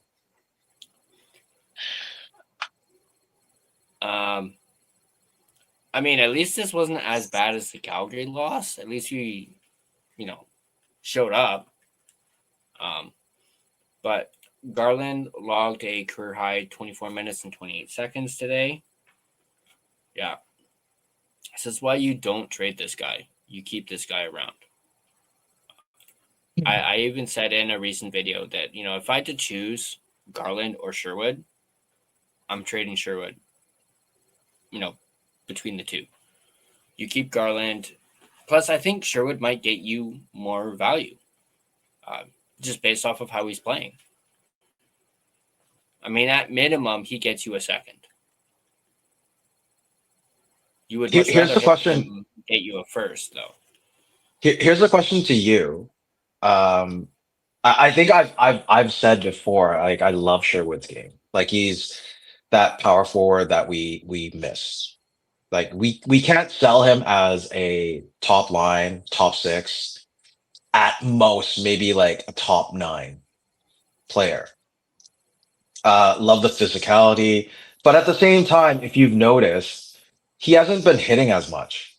But surprisingly to me, I looked at the hits earlier today, and he's second. He's only off the first like top hits in the league by, I don't know, less than a handful. So I was actually quite surprised. It feels to me, I said it on other streams, that it feels like Sherwood's doing too much to sell that he scored or assisted or whatever. You know the goal I was talking about. It was that DeBrusque goal that Petey got. Like, I'm still stuck on that. I'm sorry. Like, dude, Sherwood tried to shoot it. He whiffed. He didn't even touch the puck. He got an assist for it. And then Petey ended up getting the goal when DeBrusque actually shoved it in. I'm so pissed off because that would have won me my bet. 2 bets, actually. And because of that, I don't think Sherwood has scored since. Or maybe he's had 1 goal. But the month of the clutch or DeBrusque is more of month of the bust. Because last year he had 14 goals in November, which is half. Almost half. Well, pretty much half, because I think he had 29 goals last year, or 28. And this year in November, I think he's had 6. So that is another thing that's really worrisome. Like, some people have been saying, yeah, why don't you trade DeBrusque? His value is not there, man. He's streaky, but apparently not streaky enough this year in November. Yeah, definitely. Got Alfred in the house. What's up, buddy? Refs suck, but the Canucks suck too. Yeah. Just incredible. Hi, all. I'm on the way to Rogers Arena, watching en route. Justin, what's up, Justin? See, PD had 5 shots. Sorry, I just had to throw that in there. When I was reading the box scores earlier and I saw PD had 5 shots, I was like, oh, Justin, 5 shots. That's good. Canucks power play was hard to watch. Yeah. I mean, like I said, 0 for 8. And yeah, this is a real head scratcher. Reichel doesn't cut it as a center. Kane experiment should be over on top line. Put Reichel on the top line with PD before we write him off. Yeah, I wouldn't 100%. Mind seeing that. I wouldn't mind seeing that and having him on the wing. I also don't understand why they would just suddenly throw him at center after it's known that it's not working. And they're like, this guy's, up for grabs if anyone wants to trade for him. You have him scratched for 3 games, and now all of a sudden you're going to throw him back at center when you know it's not working. That shows me Foot's inexperience as a head coach. Or is it the PAJR trying to sell Reichel right now? Maybe. And hope he gets something, right? Right? That's actually a really good point. Look at the power play in the third. PD wasn't even on the ice. I mean, it was hard for him to get on, but at one point, your PP1 was Sherwood, Linus Karlsson, Evander Kane, Besser, and Hughes. PD was nowhere to be seen. At that point, there wasn't even a center on that power play. It was so weird. Oh yeah, is that one where he took the penalty and was in the box? No. Before that. Yeah, there was one before that too. That power play, I think Camp was on a power play, even though the guy has no offensive upside, but Camp was there just for the face-off. Because there was no Ratu. Like Ratu was scratched because Foot said, I think he needs some time just to reset and refocus. That's why they moved Sasson up to second line. Then you had Camp in the third line, and then that's why Reichel slotted in on the fourth line. That's the reason why. But I don't know. I don't see how Ratu's game is as bad as Reichel. If you bring in Reichel, you like Uncensored was saying, it's most likely better if you throw him on the wing, get him to have some confidence, and go from there. Like the guy has handles, he has some speed. It's just, I think the question is the hockey IQ, and also I think it's just lack of confidence right now. Mm-hmm. We got Justin, great goal by EP40, but falling as normal. Back to the tank. Flames winners of 4 of their last 5, and Preds not far behind either. We touched on that a little bit earlier. I did notice this when I was going through the box scores and, talking about all the ice times. Reichel had 4.5 minutes out of 60. So that also makes me, beg the question, why was he even playing? If you're only going to play him 4.5 minutes over 60 minutes. I think even Baines was under 10. He was 5 minutes or something like that at one point. So I just think it's inexperience from Adam Foote, and it's really showing with his juggling of the lines. It's make up your mind. And this is also, I noticed this as well, with all the talk recently. I know we haven't done a post-game show since all the stuff's been, come out, about Hughes, what Jimmy said and whatnot about the plan, is to get younger. Well, if the plan's to get younger, why are young guys like Reichel, Baines, hardly getting any ice time? And I think even Dolly pointed it out that a lot of the younger guys are not getting enough ice time, and yet they want to get younger. So I just wanted to throw that out into the YouTube community and get their takes on that. It's a miscommunication between Foot and management. Yeah. Especially after, seeing Reichel only at under 5 minutes. Justin, let's go Flames and Preds. He's on the Flames and Predators wagon. Okay. Swervin, I bring up Dax Aquilini because they won't sell the team, but you could see the team staying in the family and somebody smart taking over at the top. Yeah. What? Is that in 20 years? Yeah. Might have to wait until Francesco, I'm not actually going to finish what I was going to say. Tell me but after. You know where I was going with that. You know where I was going with that. Justin, I'll be watching Joe Coy tonight at Rogers Arena. Dope. Nice. I hope it's good. Alfred, 10, 13, and 2 after today's game, actually. So we're not 11 and 13.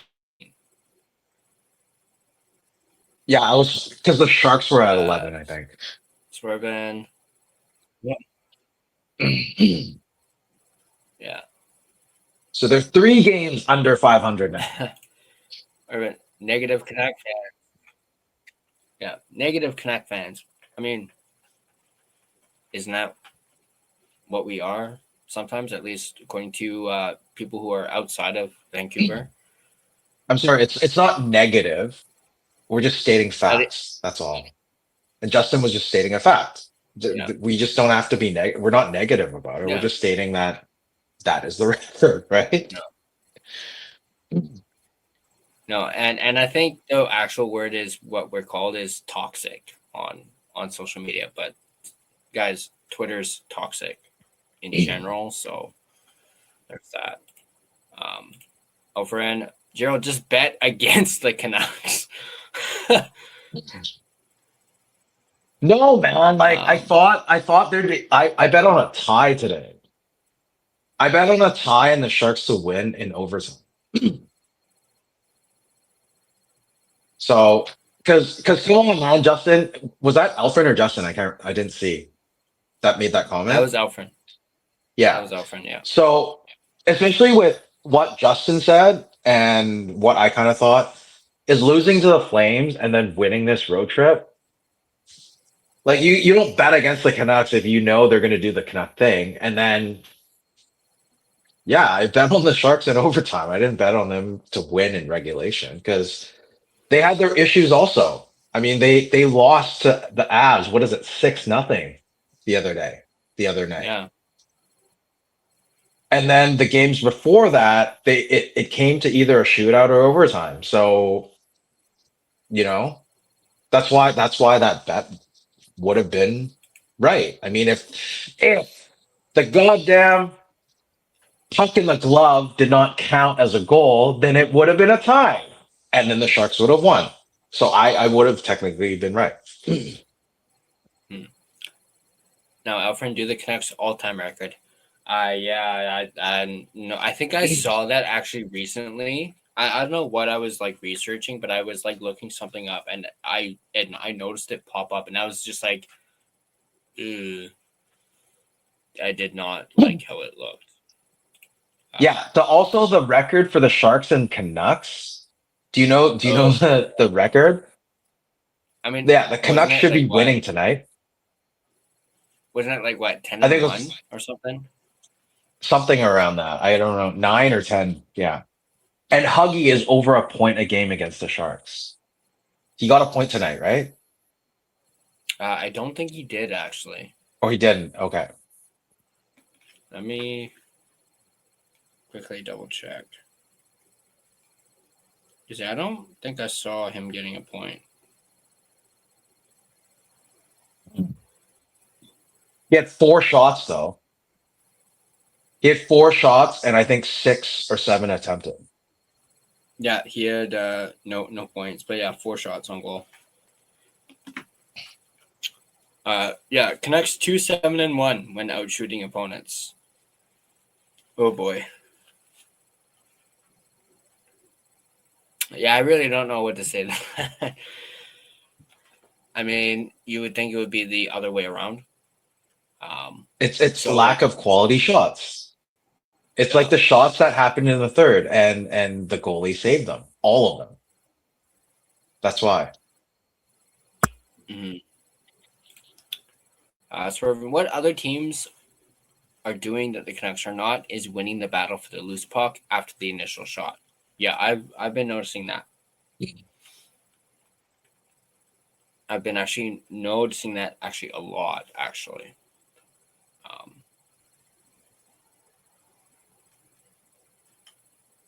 Where am I? They also need to work when they actually have practice time, they need to start working on passing.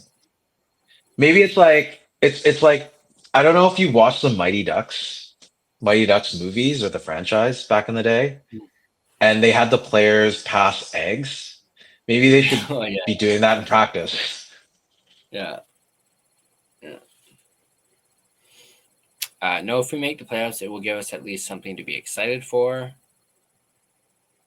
What, 2 home games? That's what Aquilini's looking for. 2 home games of revenue, and that's it. Yeah. Ratu would do way more. Scratch Baines, put Ratu at center, and then put Reichel on the wing. If Foot keeps this up, Manny is coming up. Agreed. Yeah. I haven't really been too impressed with Foot. It just seems to be like the same mistakes continuing and like over and over and over again. So just incredible. 5 games under true 500 though. Got I think this is Green from Camper Canucks. Ref, you yelled at me. Now get to the box. FML, terrible. And the powerless play hurt us big time. Yeah, that was a ridiculous call, man. Yeah, I like I said at the top, don't even fucking get me started on that. Like, that was so weak and so soft.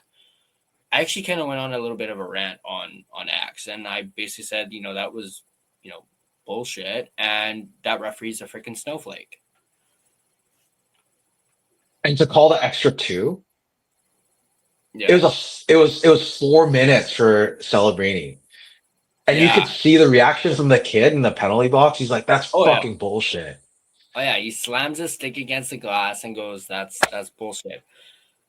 I'll admit, and Shark fans aren't going to like this, but I'll admit, I kind of laughed at that one just because I was like, okay, maybe that is, a makeup. Because I didn't actually see Celebrini. I'm not sure if I really even saw him I saw him kind of arguing when the call was initially made. But at the same time, Celebrini, you literally cross-checked the guy like how many times?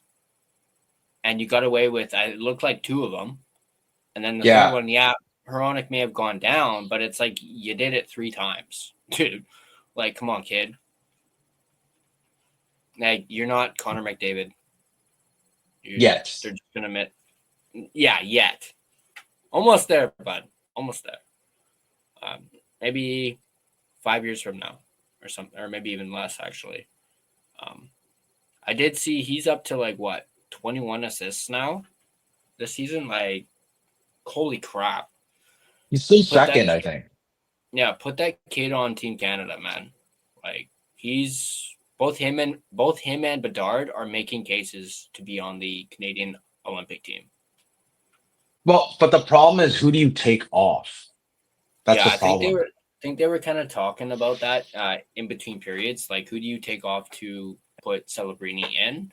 I don't think I really heard a name. I can't remember exactly if I heard a name, but they were trying to say put Celebrini in there. Because the problem with Team Canada, they never imagined their bet was one or the other. So either Bedard or Macklin Celebrini would get some consideration. They didn't expect both of them to blow up like this early in the season. That's why. Mm-hmm.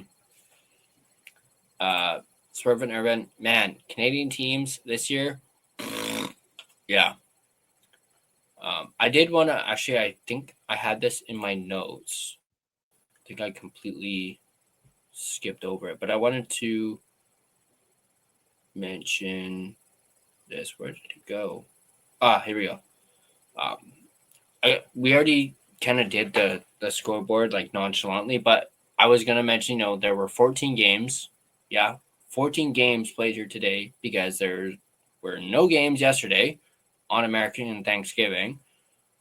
I don't get that. Teams play on Canadian Thanksgiving, but can't for American Thanksgiving, yet hockey is a Canadian sport. Canadian game. Make it make sense. Yo, there's 20. What is it? How many Canadian teams do we have? 7, right? So there's 25 American teams. So it's pretty much an American game right now. Well, they say it's an American, but it was originated in Canada. It's American game is what, baseball or football? Americans pastime. Yeah, but anyway, that's a little bit of a rant there I wanted to bring up just because I thought it was a little funny too. Where did I leave off? Here we go. No points for Hughes tonight. Yeah. Last I checked, Ottawa was the best at 14th out of 32 in the league. Wow. Yeah, I saw. I think I was reading an article for a video I put out earlier. I think it was actually the one about Sherwood, actually, about like what teams might be like interested in him. And there was a little graphic of like the standings, and I think I even pointed it out in the video. I was like, oh, Ottawa's way up there. What the hell? Was a little surprised. But Irvin Kawu, Canada's team. Hello. Oh, you mentioning that scene from the Mighty Ducks? Yeah. With the eggs. Iceland was in the final of a junior tournament. Yeah, in the movie. Oh, in the movie.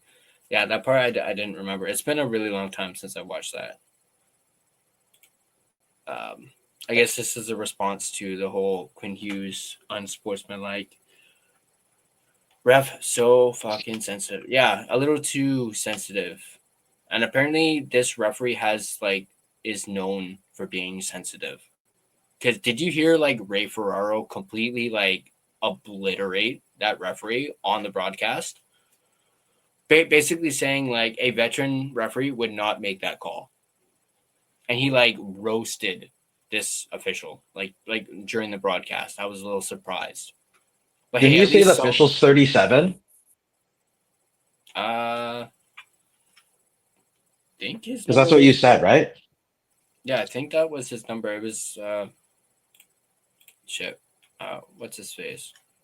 Like I said, I wrote his name down. Garrett Rank. His last name is Rank? Yeah. And he ranks. Oh my god. He ranky. Literally. Shouldn't even be a ref at all. Yeah, I think I saw some people on X mentioning that.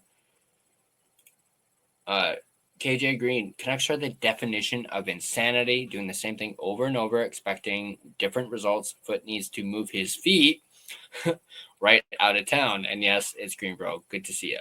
Yeah. Good to see you, Green. Something about Konechny out. Is he out with an injury? Is Konechny still playing for the Flyers? Yeah, I believe so. Yeah. I think he's talking about for Team Canada, maybe.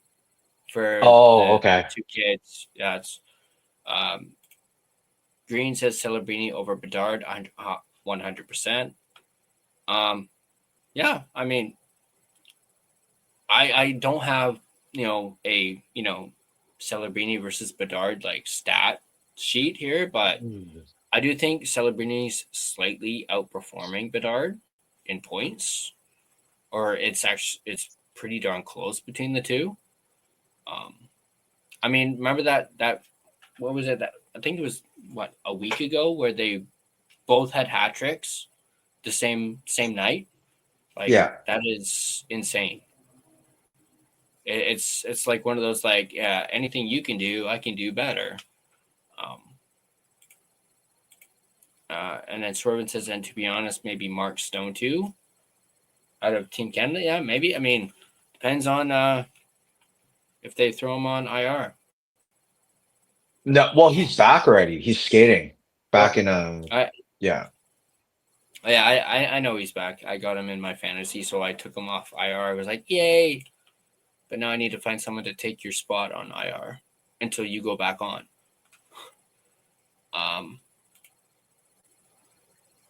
I guess referring to the Celebrini penalty. Yeah, come on. You gave 3 cross checks before you got a penalty. Marchand gave 12 cross checks to Henrik Sedin and no call. You are a future Canuck man. Come on, don't get so mad.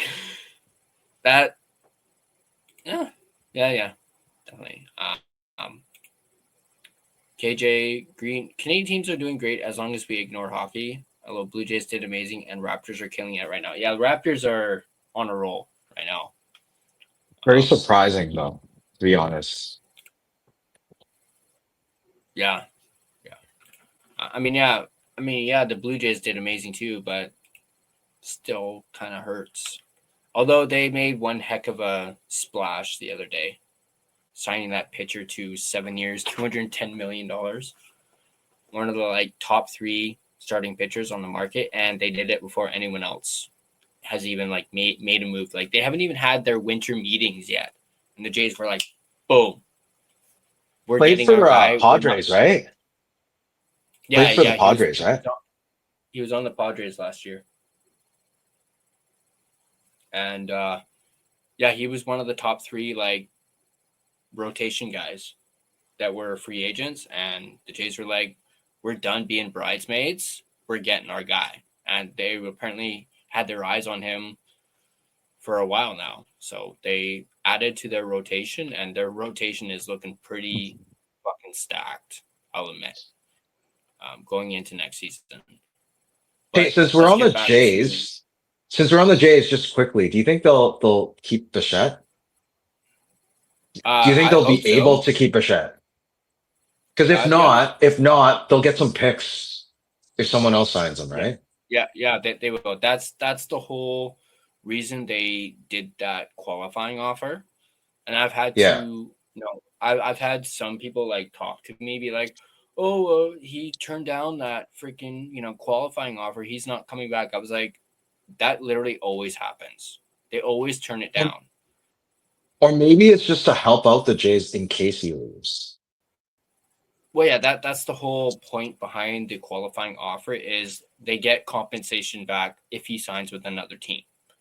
And most of the time, players who get that qualifying offer, they always turn it down because they know why the team is doing it, and they're not interested in that contract.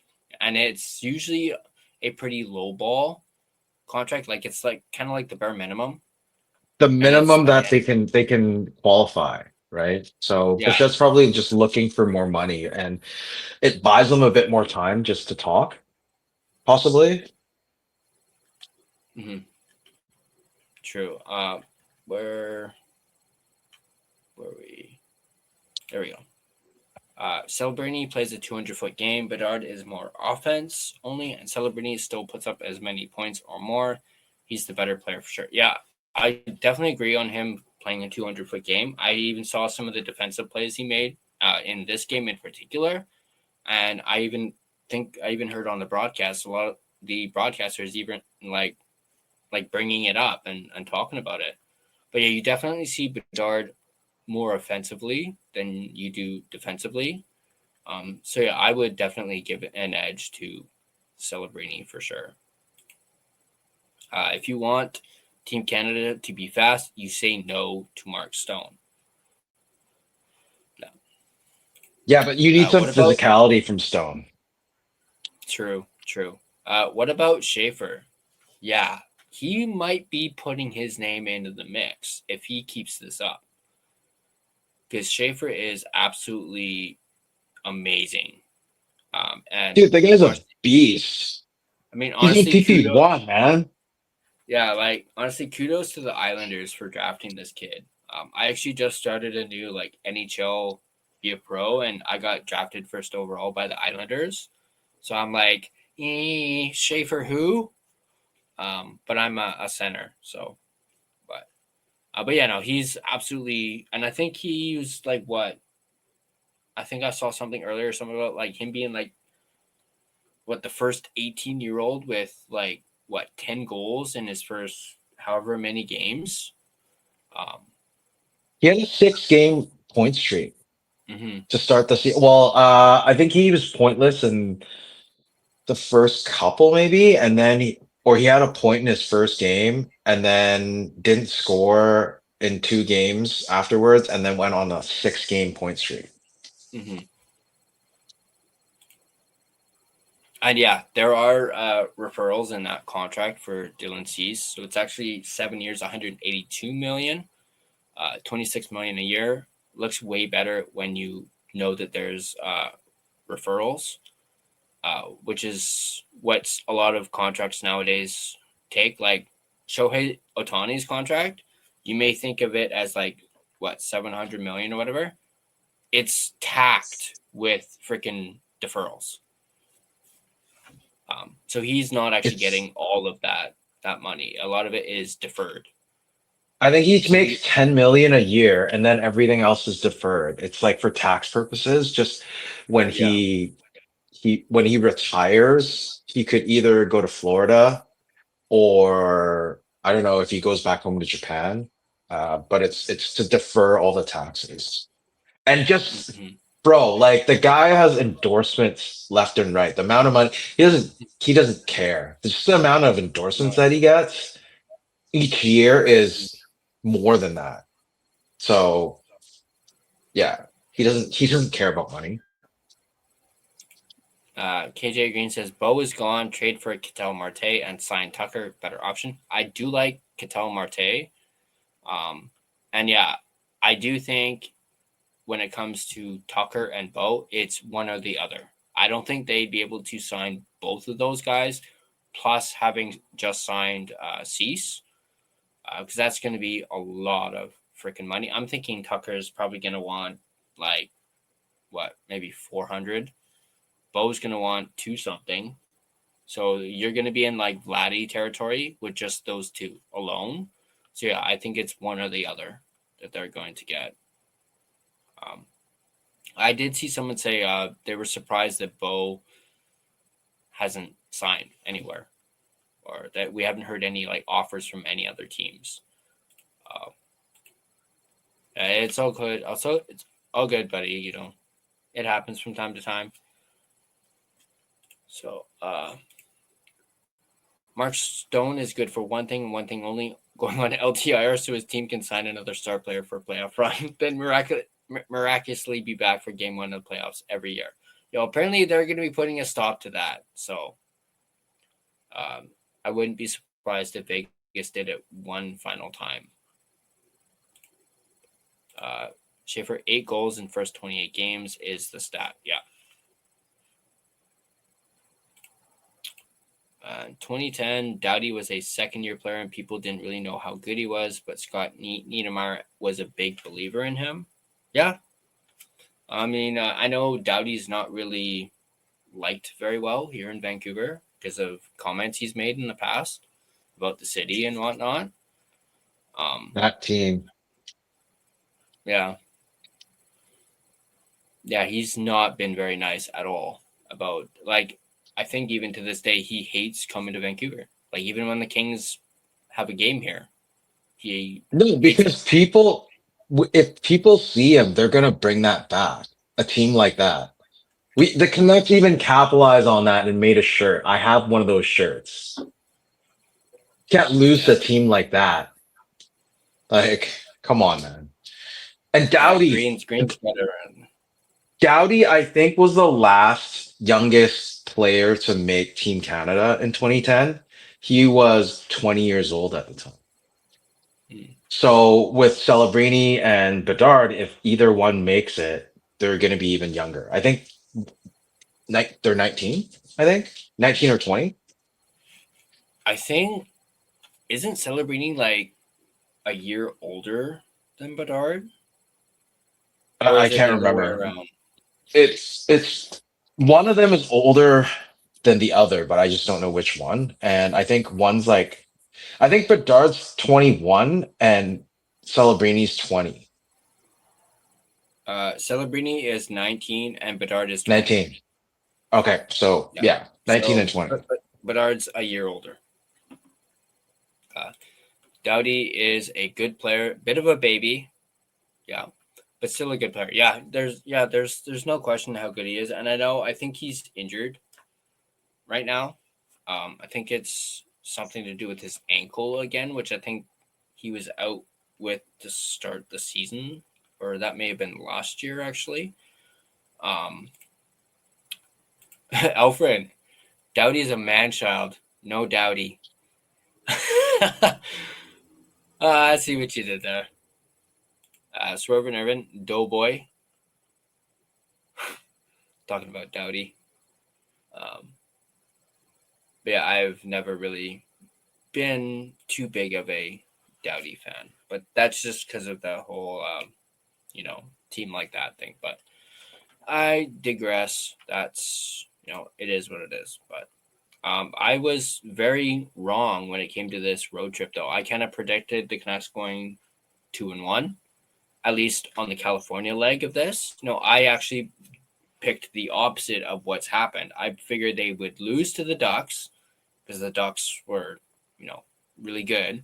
And I figured if they were going to beat a single one of these California teams, it was going to be San Jose. And the opposite happened. Like, I am still. You can still make 2-1. You can still make 2-1 on the Cali trip. Yeah, if you beat LA. But I figured out of the three, they would most likely beat the Sharks. Yeah, but LA is also heating up right now, I think. Mm-hmm. Yeah. But guess what? They'll probably think, oh, the Canucks suck. And then, they'll half-ass it and think they'll still win. And then the Canucks come out storming. Yeah, just like how the Ducks did on the other night. Exactly. I gotta say that surprised me that the Ducks came out like that. I mean, I did see that Dostal didn't play. The Ducks did play well. They just didn't play great. They didn't play their usual stuff. Like, they played the average game, and then the Canucks sort of capitalized, and which is what the Canucks should be doing every game. But it's not like the Ducks didn't play a good game. Like, the Ducks, it's a great team to watch, to be honest. Much better than the Canucks, if I'll be honest. Mm-hmm. Yeah, if it wasn't for those awful orange jerseys, I probably want to watch them a lot more. But they're pretty sharp, though. Come on, man. They're pretty sharp.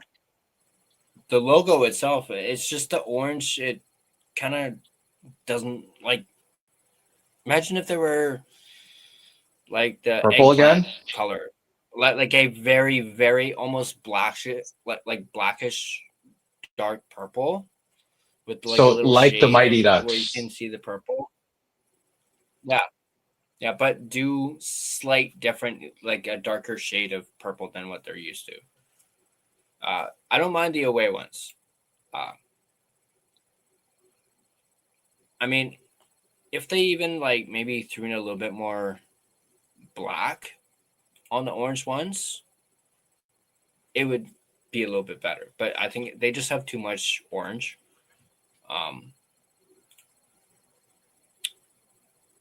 Green says, I think Garland and Sherwood are going to be traded and Kane at minimum. I think I saw something about Kane that they're probably going to more so wait till closer to the deadline to trade Kane for some reason.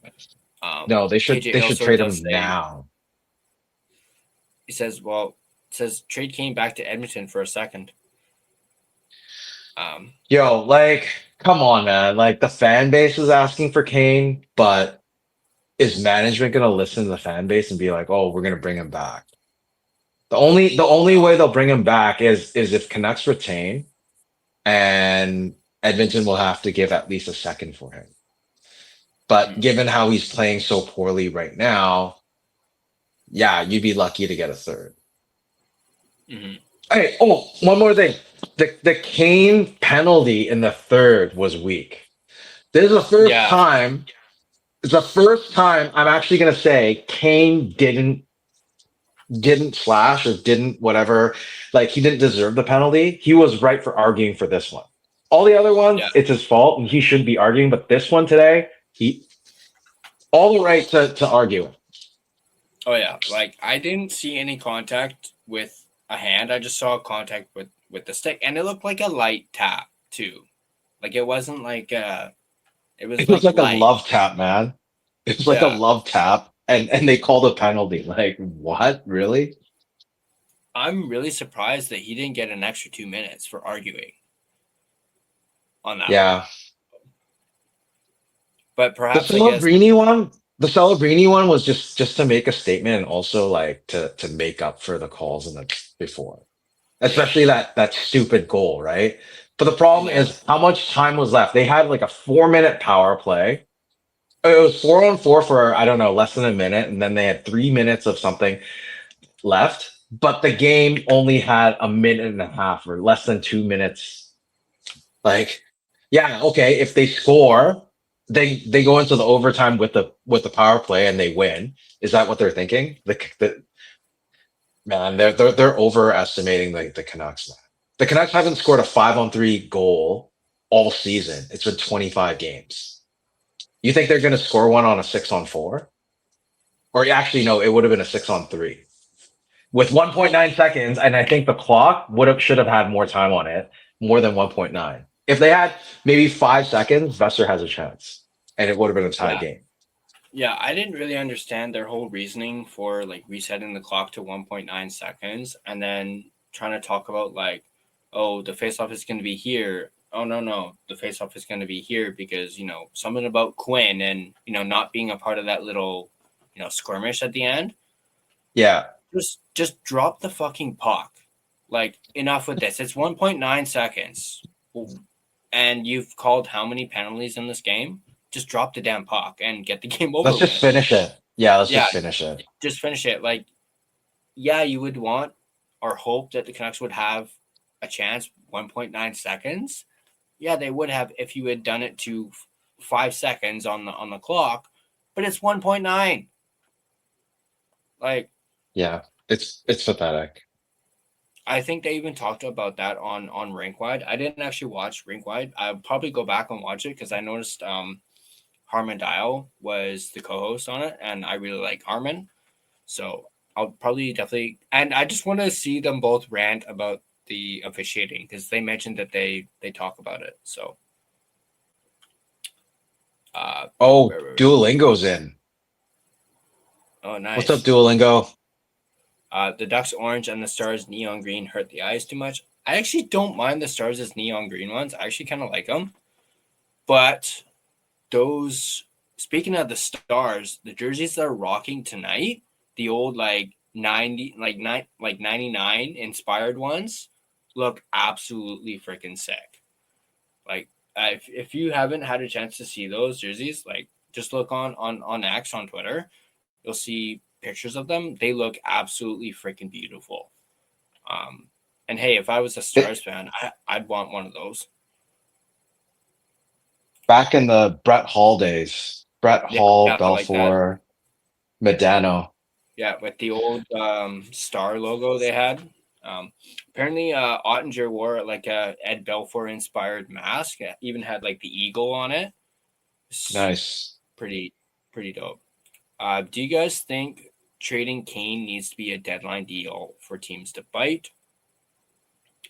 I do kind of feel as though, at least that's what I'm hearing, that I think I saw something from like CanucksNews summaries, did like a little one of his graphics about it.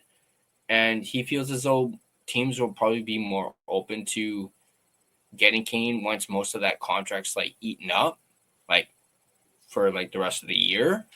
So that's what I'm hearing right now when it comes to trading Kane. But yeah, I could definitely see Kane being more of a deadline deal than now, as much as I want it to be now. But that's just what I've been hearing.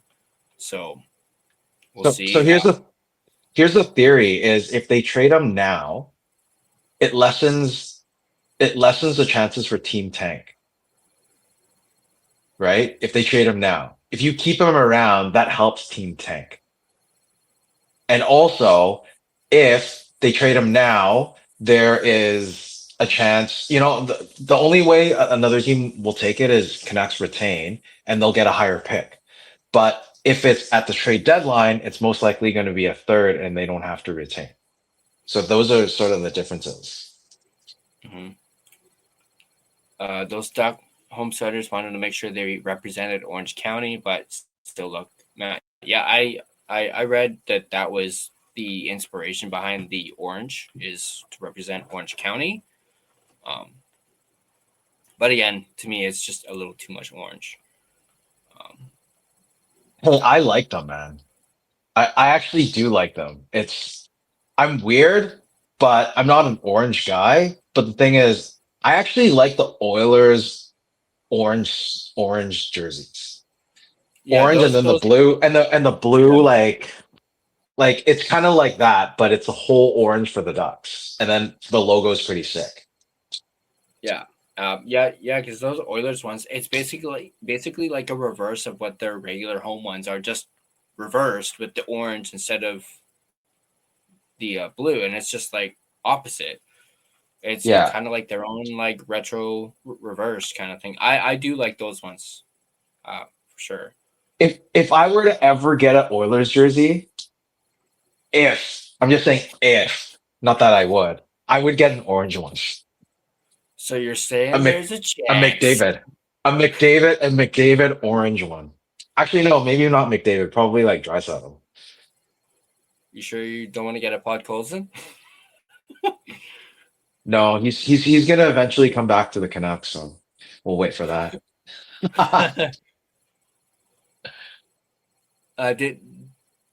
Did you say a Draisaitl one? I was about to say maybe Roslovic one too, or that might be an option. Hell, if I'm gonna get one, I'll get a Stuart Skinner one, and then I'll burn it.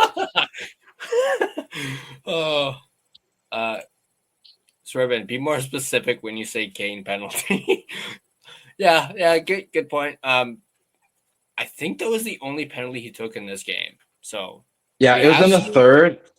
It was on a breakaway, and Kane was defending, and he tapped the stick or tapped the leg of I want to say Will Smith, but I don't remember exactly who. And then there was a penalty. Like it was he defended it well, actually, to be honest. Mm-hmm. Yeah.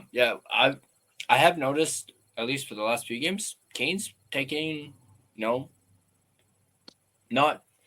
I've seen a bit more than usual him taking like one penalty a game. Sometimes maybe not a single one, but obviously not enough. But I have basically my point is I've seen a bit of a dip in him getting penalized. So take that for what you want. And he's actually shooting the puck. Mm-hmm. And he's also the most played Canuck this year so far, aside from Quinn Hughes. At 5-on-5, yeah. Well, I think I noticed his ice time was a little down today. It's like dipped. 14, I think. It's dipped a little bit, but before, like, I want to say like 10 games ago, he was averaging 20 minutes a game, and then it slowly dipped under 20, and then now he's at 14, which is manageable. But it makes no sense that Reichel only had less than 5 minutes. Still, like if you're gonna bring him in, might as well just play him, let him get some confidence. If not, just throw him in the AHL. Like there's no point bringing him up. Yeah, because I don't think anyone would claim him off waivers. He would pass through waivers. And Abby definitely needs some help. Oh yeah, especially when you have Neil Zaman centering your top line. Yeah, we are doomed, gentlemen. Tough being a Canucks fan. Absolutely, Duo. Great to see you, buddy. At least you got a great show. Yeah. Good point. It's like saying that one rainy day in Vancouver, bro. About the Kane penalty thing. Urban. I love it. Love it. Duo, I missed the days. It's because Irvin didn't watch the game. That's why. Uh, But as long as he knows it's in the third, then he'll know which one to look for. I miss the days when we go on PP1 and PD/Brock looked dangerous every time. Yeah, that feels like that was a few years ago. And when we had a certain other player on the team. Do you remember that first power play at near the end of one season? It was probably one of the last games, home games. And I think Huggy was just okay. Wait, so Brock was 2015, right? Or 2014? I can't remember. I think it was 2015, if I'm not mistaken. And then Huggy was 2016. PD was 2017. Is 15, 16, 17. And it was when PD came, I think it might have been 2018 or 2017. They were burning the contract. And you see these three, it was a 3-on-3 overtime. And you saw Brock, Quinn, and PD. And we looked at it and we're just like, wow, if this is what the future's about, we're good. I still remember that 3-on-3 OT. But I was talking with one of the guys today, and what we figured is Brock has never got a shot back since that injury. You know, when he fell into the door? Do you remember that injury? Yeah. Ever since then, I think he's lost his shot. He doesn't have that same sort of lethal shot that got him to the All-Star game, his first All-Star game. And coupled with his dad, like family issues, and now his dogs, like, you know, he's played a good game this year so far. I mean, he's definitely worth the extension or what he signed for. But you know, he doesn't look as lethal as before, like the shot. Yeah. Like if you want to see his shot again, you look at Cole Caulfield. That's a player that's like rookie Brock. Plus he's speedy. Brock back in the day was also speedy, but ever since that injury, and I think he bulked up, he's super slow. Yeah. Speaking of Cole Caulfield, did you see that goal he scored today? Where he was like basically roofed it and it barely snuck past the goalie, but it was one of those where he was like kind of close to the net and just roofed it. And yeah, I'm not sure if he banked it off the goalie or just managed to squeeze it through, but it was a absolutely dirty freaking goal. And man, makes me wish that we had somebody like Cole Caulfield on this freaking team. Like, guys got if we had someone like that, the coaching staff would have ruined him already. So, well, yeah, Talkett probably would have tried to reprogram him. Yeah, exactly. Where was it? Here we go. Alfred, if it's 1.9 seconds remaining in third, just fucking run the clock and game over. Yeah. If you tagged on the last few seconds of the second period onto that, where Huggy is just like, screw it. There was like 2 seconds left, and Huggy's just like, I'm not skating for that. And he just stood there. So what's the point of having that 1.9 second in the third just so you can tie it up? Come on, man. Like, I don't know. I'm just so pissed off still at that stupid goal that counted, that glove goal. Mm-hmm. Servant, get Duolingo on Open House. Irvin, remember, it's not called Open House. It's Open Mic Night. But yeah, the next one we have, definitely for sure, try and get Duo on it if he wants to. Not going to force it on him, but yeah, it's not Open House. I got my own thing. It's Open Mic Night. Or if it would have been today, it would have been Open Mic Day. But yeah, we don't call it Open House here. I have a quick question. Yeah. Yeah. Duolingo, how did you come up with that name? Are you just like a huge Duolingo fan and you use it a lot, or what's the story behind that? If you're still there in chat. As we wait for that, PD on a 1-on-3 rush and gets a great scoring chance. Rest of the team doing nothing mostly. Was that one where he like cross-checked Celebrini, I think? Is that the one you're talking about there, Green?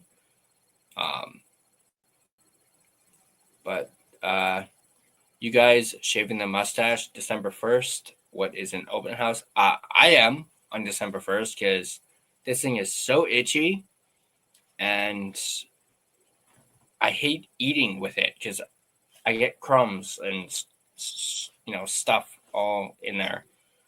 No, but you've always kept a mustache though, I thought. I mean, I might trim it so it's like not completely shave it up, but like trim it so it's like closer to what this is, but it's a little,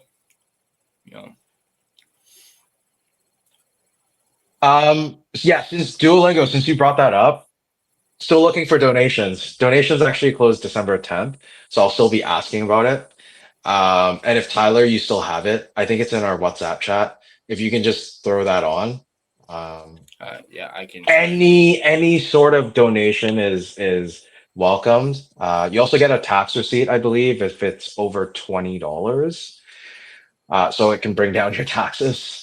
But any little bit helps. If anyone is able to, please click the link that Tyler might share later.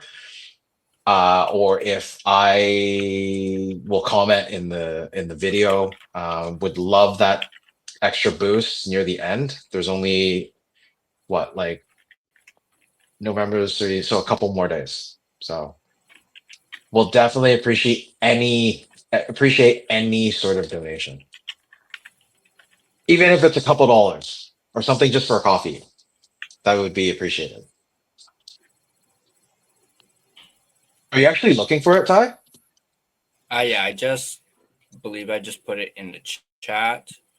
Awesome. But yeah, to answer your question, I'll be either trimming or shaving it completely off. I mean, December 1st, I have the grouse staff party, so maybe I just might shave it all off, just, so I'm kind of looking a little spiffy for the staff party that's up at the mountain. So we'll see. I also need to get my hair cut too, because my hair is way too long. I can't believe Coach Rob? We lost that game after all those power plays. What? Well, yeah, 8 power plays, but you kind of have to expect that when you can't even score on a single one. And actually, I was gonna pull up the post game from Adam Foote, but because it was lagging with the PD goal, but he basically even said like he noticed something was off with the power play and that perhaps the Canucks may have, or the team may have let some of their emotions get the better of them. I think he was referring to Quinn in that particular part. So a coach saying he noticed something that's like saying, the sky is blue. Like, are you serious? You have nothing else to say? Like, come on, man. I didn't watch the post game, the interviews, and I don't know if I want to. I mean, one of the other things he said is he wasn't going to comment on the referee stuff. It's like, screw the fine. Speak up. Say something. It's the only way that they'll do something about it. And that's one thing I absolutely hate and pisses me off even so much, that coaches, players can't say shit about the referees. And it just drives me nuts. Like, they should be allowed to either say something without getting fined, or the referees should do a post-game, like, answer questions. And, the referee's doing a post-game? Are you serious, man? I think someone mentioned that on X, that they should be held accountable for the fuck-ups they do. Yeah. Well, at least the post-game didn't talk about, like, cashews and, like, Yeah, true. Cashews and cigarettes, or whatever that quote was. We just aren't dangerous. Nope. Irvin, one of my all-time favorite orange jerseys is the 1985 All-Star jersey. Is that? I assume that was NHL All-Star jersey. He's referring So to. that was like the Clarence Conference. Yeah, I think. Also, No, wait, let Medicine me think. Hat Tigers dark jersey. Dude, my favorite right now still has to be the Jets jersey, the old school Jets jersey, the 95-96. Green. If you were to ever get an Oilers jersey, it'd be because you're stranded in the wilderness and need material for a fire. Yeah. Damn. Yeah. Oh, Irvin. I'll get an Oilers jersey when I'm out of toilet paper. Wow, this is rough. I hope there's no Oilers fans in here. Yeah. I mean, This is rough. our friend Brock was 2015, and actually Huggy was 2018, not 2016. Yeah, I was thinking that too. Yeah, I thought of that too, but I wasn't quite sure. But I was like, I could have sworn he was the year after PD. Irvin ragging on you. Man, Gerald looks so unimpressed. See what this team does to us. Yeah. Apathy, man. Yeah. That's what apathy does. And then, PD was 2017. Yeah. So 2016 was OJ. Oh. Yeah. Oh, dear.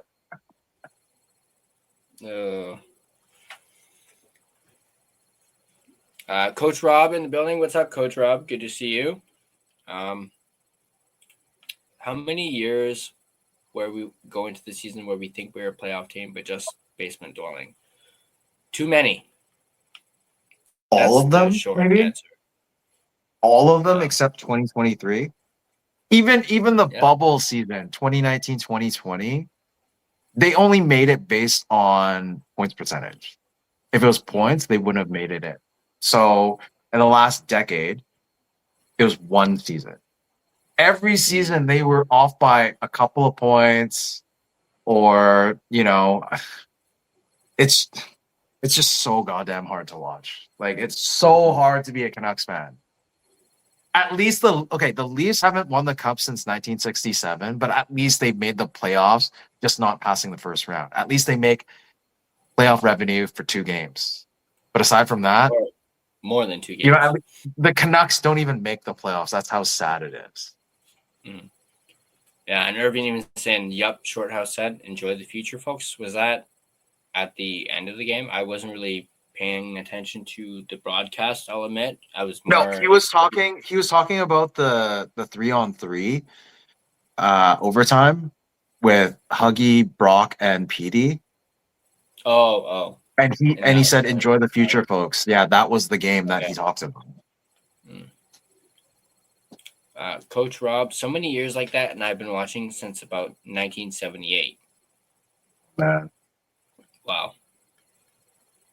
Hey, at least you got to watch King Richard, man. And those sick deep V jerseys, steamer, and all that. Yeah, Dylan Gunther Garrett was part of that era too, right? Yeah, John Garrett. Yeah. Dylan Gunther was supposed to be our Brock replacement. Yeah, we really missed out on freaking Gunther. Like, imagine if we had him now. I mean, yeah, it might mean we might not have Brock. But just imagine if we had a guy like Gunther. No, we wouldn't have Brock, and we wouldn't have Connor Garland either. We wouldn't have Connor Garland either. Mm-hmm. Well, yeah, because the Garland trade, the draft pick was Gunther. Yeah, 9th overall. If we had Gunther, we'd have a center or a potential 2C right there. Irvin says, I just sent both you the enjoy the future clip. All right, I'll definitely. Yeah, I saw it on WhatsApp. It's probably going to be hard to put on here, though.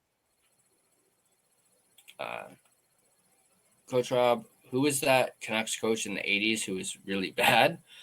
I have no. I will see if Coach Rob is able to answer. I have no freaking clue. The only one I really know is Roger Nielsen. Back in the day, Yeah. the towel on the stick. Towel power, yeah. Harry is in the building. Hey, Harry. Terrible game, losing 3-2.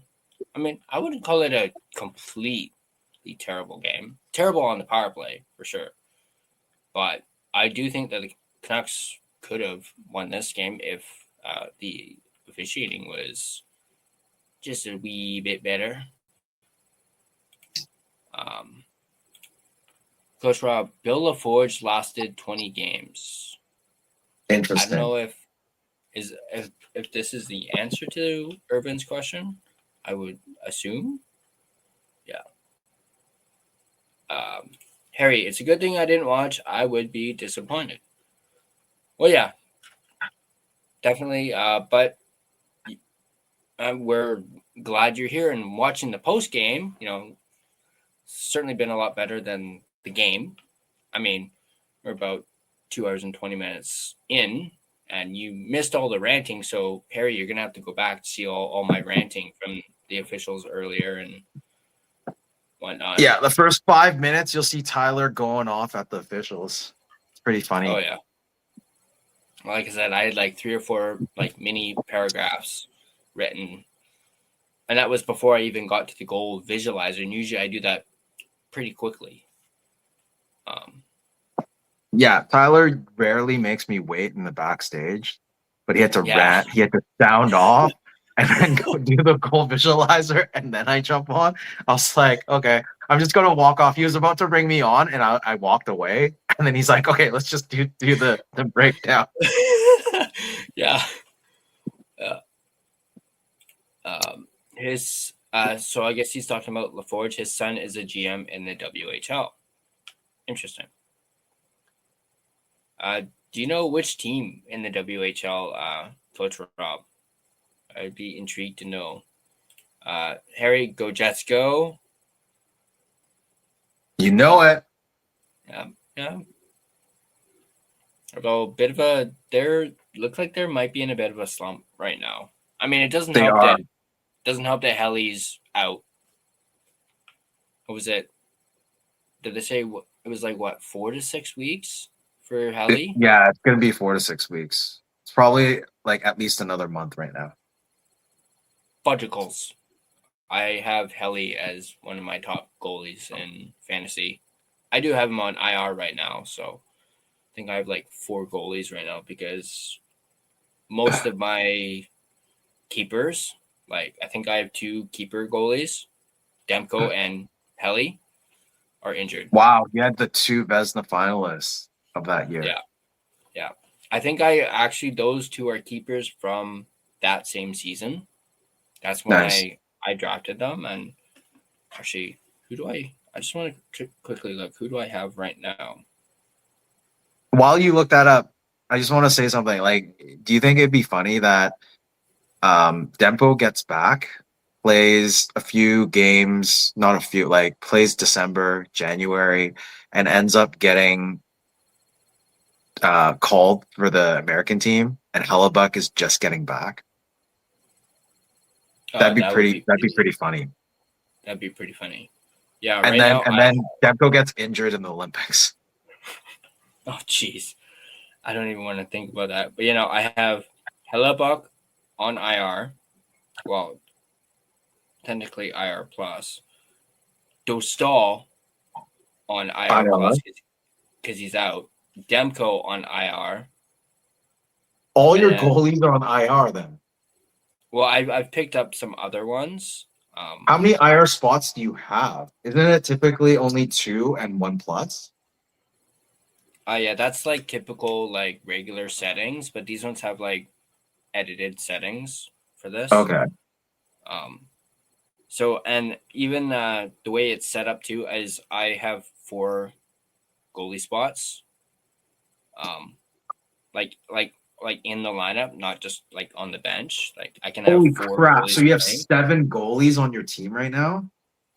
Yeah, just because of the guys that are on IR. And the goalies get me like the most amount of points during the week or during, a day. I don't know. Well, if they make a lot of saves and a I win didn't and a set up. shutout, Yeah, I didn't set up these settings, but because it's a friend of mine's league and he's like the commissioner. So basically, I have for goalies, I have Ottinger, Bobrovsky, Wedgwood right now. He was a interesting. pickup. And then I have Spencer Knight, who I picked up because Dostal went out. And Ottinger got me 243 points just for a win and 30 shots against, 27 saves. 200 points. Okay. Wedgwood got me 286 and they lost, but he made 35 saves. Okay. Wedgwood is a good pick, though. Wedgwood is a good pick. Yeah. Like Colorado right now, I think they're doing like a 1A 1B thing. So Wedgwood would be a safe sort of pickup. Mm-hmm. And I had Svechnikov on the bench, and he had 2 points, but it's okay. I had Seth Jarvis. Like Calgary Flames, Svechnikov? No, Carolina. Oh, sorry, yeah, Carolina. Sorry, I was thinking of Kucherov for some reason. No, sorry, not Kucherov. Kuznetsov. The dirty elbow Svechnikov, that one. But I had Jarvis, and he got a hat trick. So we're at 227. I think I'm gonna call it pretty soon. Yep. I still need to do a bit of shopping for my gear for YouTube. But yeah. Oilers have fans. Yeah. They unfortunately they do. So I kind of got a little distracted with the fantasy hockey. By the way, in that league, I'm like projected to lose, even though I am 6-0. So you never know. Maybe you'll pull St. Louis, and then maybe the Canucks will pull something off like that after Christmas. Yeah, who knows? I think it's a large part because I didn't set my lineup on Monday. So I had a bunch of players like on the bench that got a bunch of points, and they did set their lineup. So let's just get a few more questions. Oh, Seattle Thunderbirds. So that's a team. That's the team that the Forge's son is GM of. Oh. Yeah. Nice. Demko and Lankinen on your team who had Tolopilo making consecutive starts on their bingo card. I mean, not before this road trip. I didn't think that at all. I'll admit the whole Lankinen personal leave thing caught me off guard. I'll admit I'm a little curious as to what the personal reason is, but at the same time, it's a personal thing. We'll never talk about it. Yeah, I did think it might have something to do with his newborn daughter, maybe, because I think she was born in just like September, and apparently it was, from what I've seen, it was a bit of a rough birth or something along those lines. So I'm thinking maybe it's that, maybe it's another family matter. But, they did say that he is going to be joining the team on the trip, which is obviously good news. But I'm also glad they had Tolo in these last couple games instead of Patera, just because I think Tolo is a bit more better than Patera, or has shown to be a bit better, at least at the NHL level. Before tonight's game, he was 2-0 in 2 starts. Yeah, but you also realize they signed Patera for this reason, and they can't depend on him. Like Patera has 100 games played in the NHL. Yeah. Mm-hmm. So it's just it's kind of Yeah, it's worrisome that they would have Tolopilo in instead of Patera when you sign a veteran. Well, not veteran, but like a journeyman NHL player. To play that role. Yeah. I mean, it's like saying P.O. hope... Joseph sucks and like you don't play him kind of thing. Like that's the same role that it's the same thing. Patera is like a P.O. Joseph, but for gold. Yeah, pretty much. But yeah, I have noticed too, some people are kind of referring to Tolo as the fourth string. I wouldn't really classify him as fourth string. He's more third. Because if you think about it, obviously you have your Demko, Lankinen, and then before Seelovs got traded, Seelovs was the third string. Tolopilo has technically replaced Seelovs. So I would say Tolopilo is third and Patera is fourth string. No, but the problem is when they signed Patera, he was supposed to be third. Yeah. And Tolopilo was supposed to be fourth. Mm-hmm. Well, technically it would have been fifth because we had Seelovs. Mm-hmm. But Patera was more of a safety, like a safety net for them. Mm-hmm. Yeah. All right, let's see if there's anything else quick, because I know you're wanting to Green. Hellebuck isn't even hurt. They've just actually learned to rest him prior to the playoffs and not run him off the rails. The Jets making the playoffs is another question. You wouldn't hold him out. You just play him less. And Comrie is actually not bad. So, I mean, if you technically went 1A, 1B for the season and then depended on Hellebuck. No, but Hellebuck actually plays better in the season. He just sucks in the playoffs. Actually, in my second league, because in both of my leagues, I have Helly. And then the other one, not the one that I just showed, I actually picked up Comrie. And he's been fucking shitting the bed. At least with this losing streak. But he was available, and I was like, once Hellebuck comes back, I can easily drop Comrie and, put Hellebuck in. And then that way, in case, because I have done that in the past, where I've had a goalie go on the IR, picked up another goalie, and they've gone on a run and been super hot. And then the goalie that I put on IR comes off IR, and I'm like, I don't want to drop this goalie because he's playing so well. So that's a big reason why I went with Comrie. Just he's someone I can just, get rid of once Hellebuck comes back.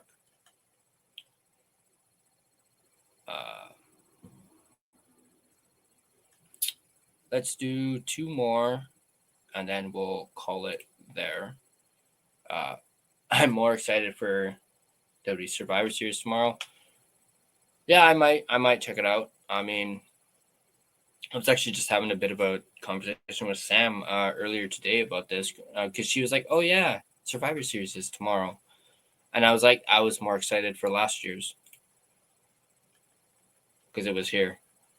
What time is it? Is it at 5 tomorrow? I think it's at 5. Yeah. So we'll see. On Netflix, right? On Netflix, yeah. We'll finish off with this one, even though it's not a hockey-related one. Which match are you excited to see tomorrow for Survivor Series? Probably the War Games, if I had to. And that's either one. Maybe more so the men's one. I will say, I'll admit, I'm a little pissed off that Cody's going to be in the War Games match. And they're in San Diego, and yet he wasn't even in a match last year. He wasn't even at the show last year, and they were selling Cody Vancouver-based merch, and he wasn't even there. That really irked me. I mean, I guess I'm just another one of those gullible fans because I actually bought one of those shirts. Kind of sounds like you. Sounds like you, yeah. though. So I guess I fell for it, but I would have been really cool to hear that, whoa, like live. But anyway, that was from literally over a year ago. So Hey, before we go, can you highlight Harry's last message? Because I think we should really kind of talk about that too. I don't know if you know about it in the new. No, not the prediction one, but the one before. Oh, yeah, that one for Yeah. I heard about this. Because it's like a huge thing in Hong Kong right now. I'm from Hong Kong, and it's just really disheartening to see what happened. It was like almost 7 buildings that burnt. It was like 6 buildings. Almost like 300 people that were not found. The number I saw this morning, I think, was like 79 people dead, and it's probably going to be a lot more as they unravel everything. So yeah, like our prayers and thoughts are with Hong Kong. Well, especially for me. I still have family over there, a lot of relatives. Thankfully not in that area, but definitely feel for the people in Hong Kong, and you know, the city's always been resilient. They always come back from, no matter if it's SARS or, you know, even COVID or other things. But it's just disheartening to see it, and you know, prayers and thoughts to those families that have loved ones that are not found or that are not with us. But yeah, just a shout out to them. Yeah, definitely. I saw actually, I think Sam's the one who brought that up to me, and it's so heartbreaking to see. And yeah, our prayers and thoughts are with Hong Kong right now. But let's definitely bring up that prediction one, because why don't we end the show with a little prediction for tomorrow? Just something a little bit fun. So what's your prediction for tomorrow's Canucks game against the Kings, and who scores for the Canucks? I'll go with, I mean, I haven't really seen how the Kings have been lately. I know they're decent. I mean, they're ahead of us in the standings. But I'm going to go with 5-3 Canucks. Okay. And who scores for the Canucks? Who scores? Just say the game winner. Game winner.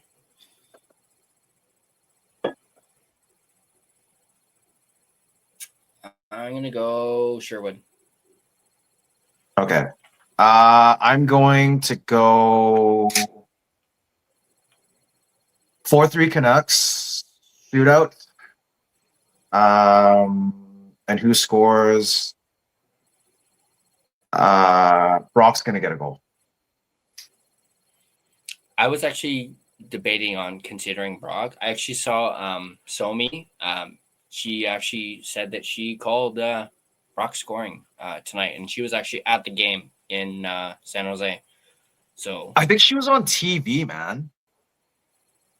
I wouldn't be surprised. She's down there in California for all 3 of these games, which is totally awesome. I actually think I found her on Twitter like earlier today and quickly followed her. It was like, this is awesome. Canucks girl, right? Yeah. And she even has a sign with her, you know, with Anaheim checked off and now San Jose checked off. And she even actually posted a tweet saying, you know, like, I'm not the only Canucks fan down here, you know, and had a picture with a couple on fans the broadcast. There were actually they actually got a few Canucks fans down there.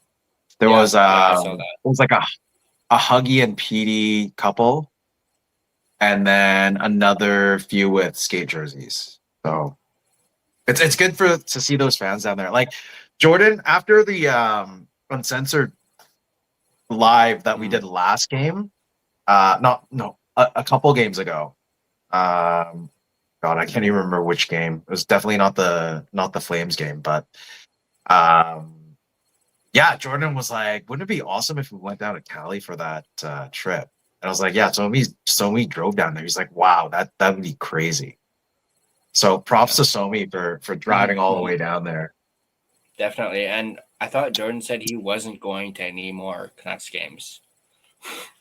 No, that was before. That was before the whole Flames game. So it's definitely before the Flames. I can't remember which game it was. I mean, we're at 25 games. It's very hard to keep track with all the games now, but it was one of the streams before. Yeah, it was a bad game. It was such a bad. It was a loss, but it was a very bad game. Yeah, 7-2 LA. Woo. Damn. I mean, I could see that. Coach Rob says 4-1 Vancouver. Interesting. Harry says 5-2 Canucks. Brock Besser for him. Green's like 2 goals from POJ. From the press. I like it. Urban game winner at the Canucks after Kane gets ejected. I'd like to see that. Do you ever wear your Canucks jersey or hoodie to sleep? Not the jersey. I do have a Canucks hoodie that I tend to wear if it's super cold out. So yeah, never a jersey unless I like pass out. But yeah, that usually doesn't happen when I'm wearing a jersey. Usually, if it's a super, super bad game and I'm wearing a jersey, I usually take it off as soon as the final horn goes, especially if I'm miserable and unhappy about the loss. I'll just take it off, be like, that's it. But yeah. Damn, I still have mine on. That's pretty bad then. No, it's okay. It's okay. I wore one. What was it? I put mine on halfway through, I think, the second period of the Ducks game. So. And then they won. And then they ended up winning. So. Yeah. I mean, I just got back, so I didn't have time to take it off. I was actually still wearing this jersey, this jacket. I really like this jacket. I just got it. It's pretty sick. And then I also have the hat that matches it. Yeah. Pretty dope. But yeah, the jersey, I don't know, man. Yeah, definitely liking the camo on that. I'm a big camo / flannel guy, so I usually wear a lot of that. You seem like a flannel guy. Oh yeah, I am. With the mustache and everything, like. Oh yeah. Flannel, lumberjack. Mm-hmm. Okay, it's almost 2:45. Any last questions? We'll do it for one more minute, and then we'll probably sign off.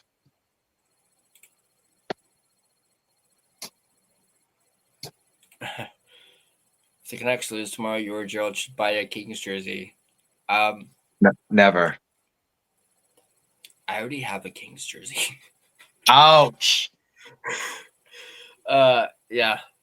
It's a Jonathan Quick one, though. I'd buy an Oilers jersey before I buy a Kings jersey. We are Canadian, at least. Mm-hmm. Actually, no. I would. Sorry, you don't know why you bought the Kings jersey?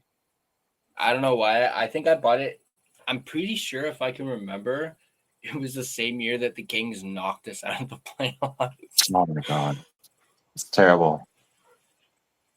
If I were to get another team jersey, it would not be the Kings. It'd probably be a Habs jersey. And if there's a name on it, it'd probably be Caulfield or Suzuki. I was about to say, yeah, it's gotta at least consider it Caulfield. But yeah, that's the only other that's the only non-Canucks jersey that I have is the Kings one. But that was, like I said, back when Jonathan Quick was a part of the team. So, and it wasn't the with the old logo that they use now. It was still with the Shield logo, the black and silver. If any Kings jersey, it have to be the Marcel Dion, like the crown jersey. I wouldn't go with the shield. Purple and the purple and gold one. Yeah, kind of like I Lakers, right?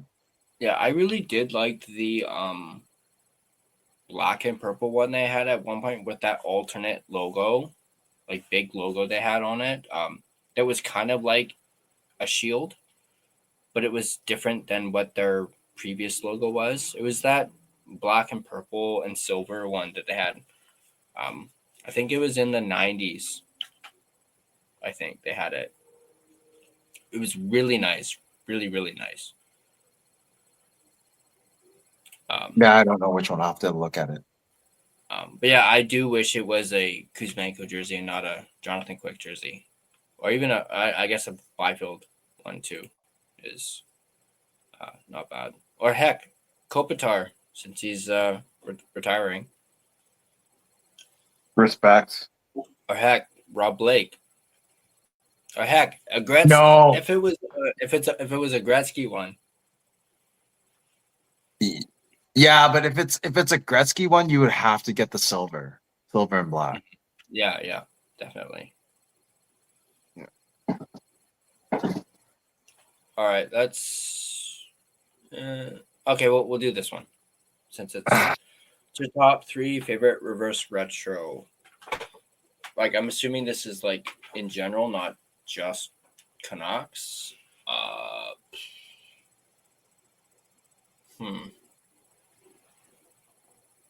I guess the Dallas one comes to mind with like the night. I mean, they had a similar like nod to the 90s one like a few years ago when they were doing like the reverse retro. Not as nice as the one that they debuted tonight. So I did like that one. I guess the Hurricanes, the Hartford Whalers. Yeah, like that one. And same thing with the Avalanche, but their Nordiques one. I do actually, and funny enough, as I mentioned earlier, playing NHL and being drafted by the Islanders, I really like their reverse retro ones with the circular logo with the Islanders, and it looked like the actual like old man. Oh no, man! The fisherman one. I didn't mind those ones. Like, bro, that was one of the weird jerseys, but I get it. It's from the 90s. It's like when Ziggy Palfy was playing. Mm-hmm. Trying to think of any others. Is there any that you stand out for you, or that we my top 3? My top 3. God, I don't want to like number them, but it's probably going to be the Jets one that I have, the reverse retro one, the baby blue and the white, the Nordiques for sure, and then there's another Avs one that I really liked. It was, I think, the Rockies one, the Colorado Rockies jersey. But definitely, I mean, obviously the Canucks one, the skate. I'm starting to really like the deep V for some odd reason. Like I saw Witten wear the jersey. Jordan has one, and it's starting to grow on me. I actually got a jacket recently of the deep V. But yeah, it'd probably be the skate, the white one, not the black one, before the V. Mm-hmm. And then Harry brings up a good one, not the Leafs one, but the Flames one with the horse. I really like that one too. Different taste. And I'm not sure the horse is like what the horse reminds me of is the Oilers third jersey with like the mechanic, like the gear or whatever. No. And I'm thinking, like, what the hell is that? Like, it's the same thing with the horse. It's just like, so you have a team from hell that has horse breathing out flames. Like, anyways. I'm not sure which Leafs one he's referring to, unless is he referring to the St. Pat's ones or the black Leaf ones? I actually don't mind the black Leaf jerseys. It is a little weird seeing them, because you're so used to, blue and white with the Leafs, but Yeah. I don't mind the black one, the black Leafs one. The blue definitely pops on the black for sure. That one's probably one of the better ones for the Leafs jerseys. Yeah. The black and and plus, blue. plus, like I said, we're so used to the blue and white.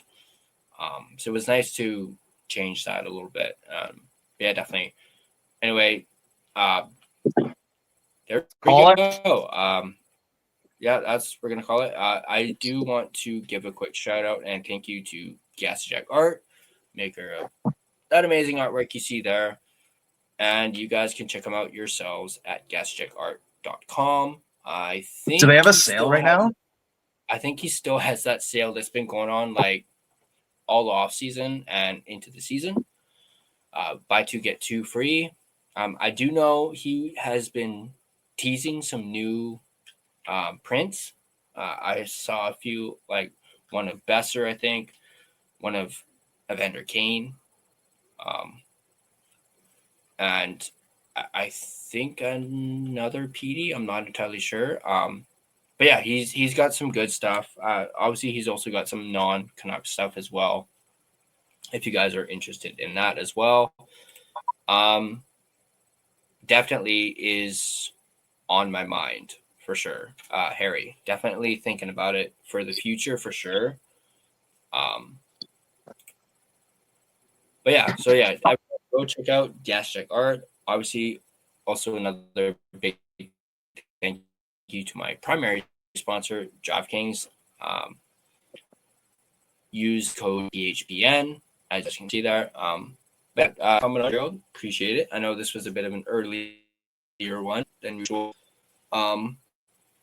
Early game. We'll be right back tomorrow with the LA Kings post game, back at our probably usual start time.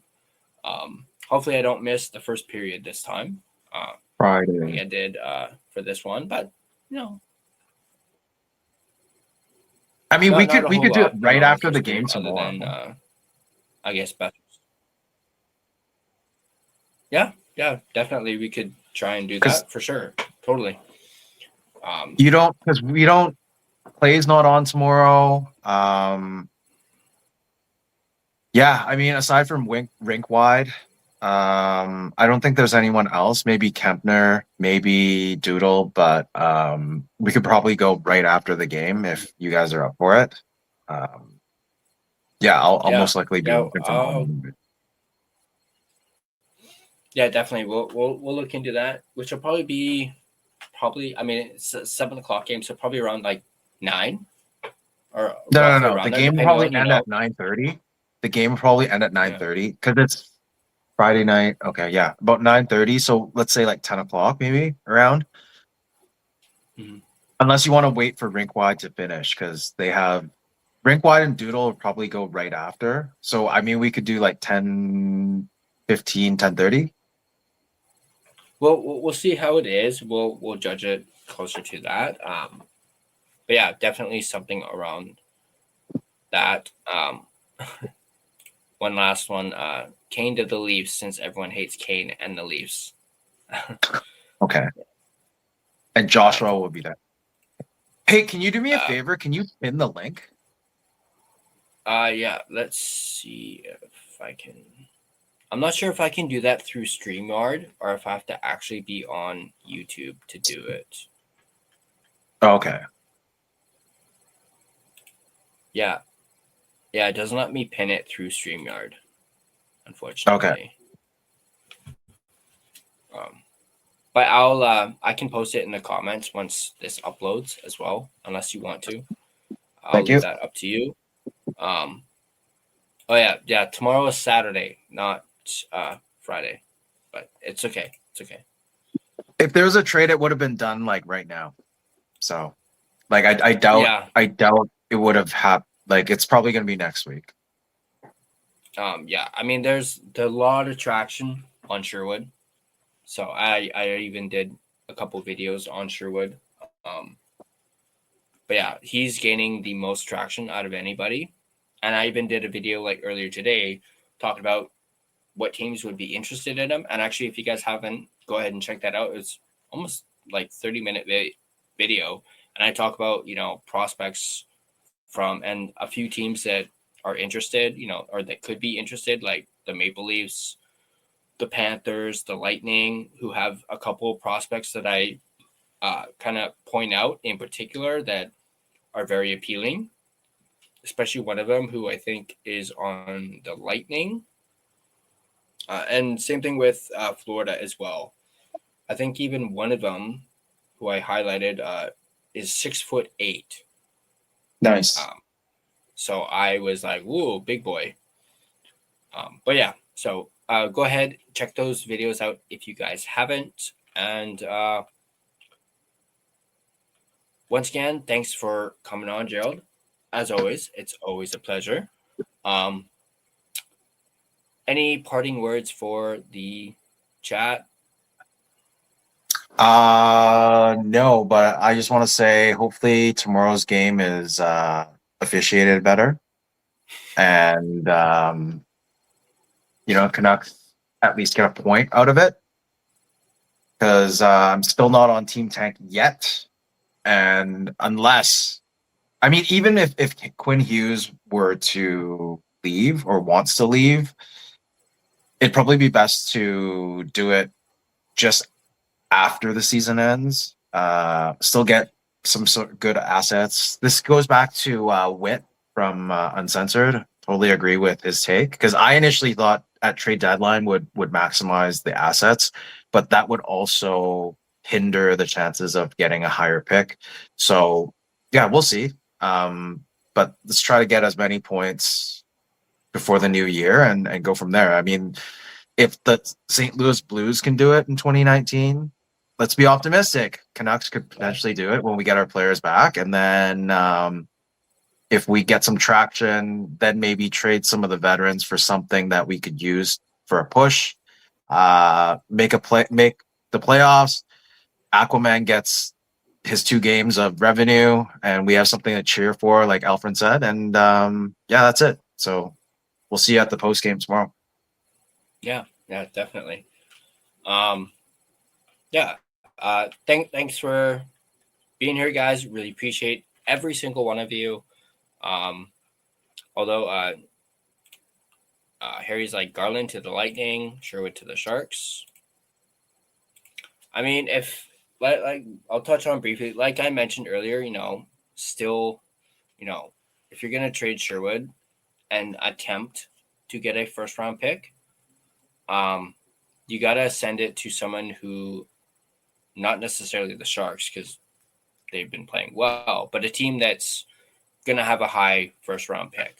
That is the teams you're gonna want to target, not ones who are playing well, because you're going to get a late round first pick, most likely for those. But I still think he's likely going to get a second, like minimum second. I mean, if it were to be any team that would throw down a first and you're like, okay, done, let's do it, would probably be Utah, because they're pushing and vying for a spot this year. And if they don't make it, that would be at least a top 12 pick, I would say. 12, between 12 and 15. And the draft is kind of deep this year. So that would be one of the teams. Like, even if you had to throw in a sweetener with Sherwood to get that first, so retain, I mean, there's not much to retain on a 1.5 million salary, but like if you were to throw in the sweetener of some sort with Sherwood and get a first, I would definitely do it if it was to Utah. Oh yeah, definitely. Urban was still here, and we're trying to call it. But it's 3 hours. We're calling it. That's it. No more questions. There we go. Yeah, there we go. We're officially at 3 hours. Thanks everyone for showing up. Really appreciate it, even with an earlier start. And yeah, we'll see you guys tomorrow for the post game.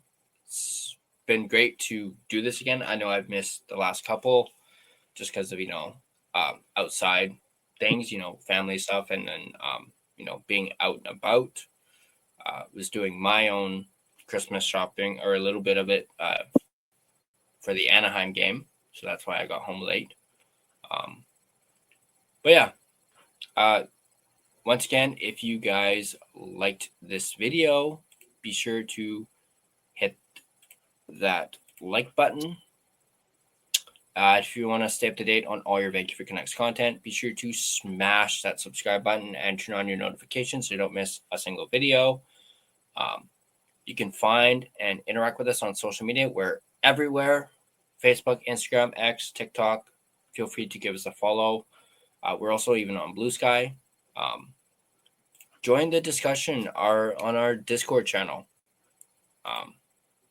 There is a link in the description down below. It's completely free to join, and we can have more discussions such as this on the Discord. If you prefer an audio version of this podcast, you can find us on both Spotify and Apple Podcast. On Spotify, feel free to give us a follow and rate and review us. It is, of course, greatly appreciated. But that's going to do it for Gerald and I. Glad you guys could make it, and we look forward to seeing you guys tomorrow. And I hope you guys enjoy, if you haven't seen it already, my new outro, because I switched it up. Although if you've seen the previous few videos I've posted, you've maybe seen it. But this is Tyler and Gerald signing off. We'll see you guys tomorrow for the Kings versus Canucks post-game show. And as always, even though they lost tonight, let's go Canucks, and we'll catch you guys next time. Hey, Campoli missed the puck. Ryan Johnson just gets it out. And he's dumped the puck back in. Campoli trying to clear it. Ball, shoots, scores!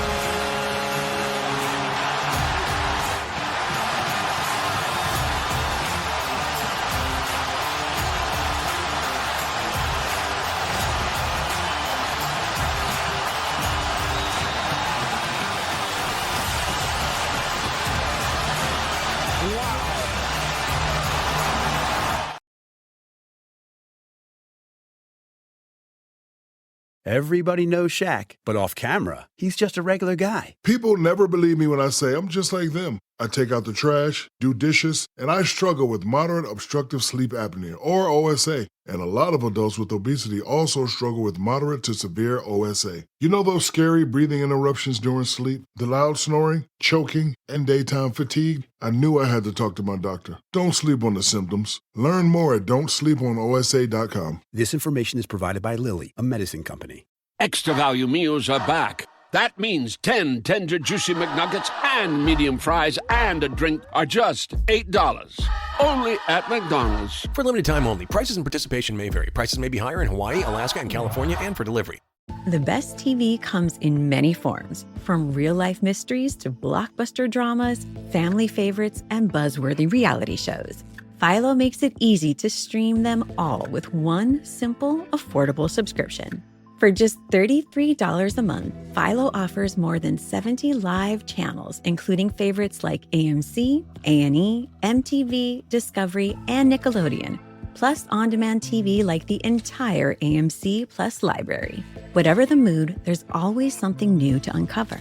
Philo subscribers also get access to HBO Max Basic with ads and Discovery Plus at no extra cost, along with unlimited DVR that saves shows for up to a year. No long contracts, no complicated setup, just endless entertainment ready to stream anytime.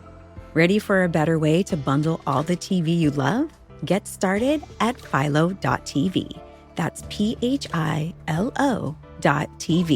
Your next obsession is waiting.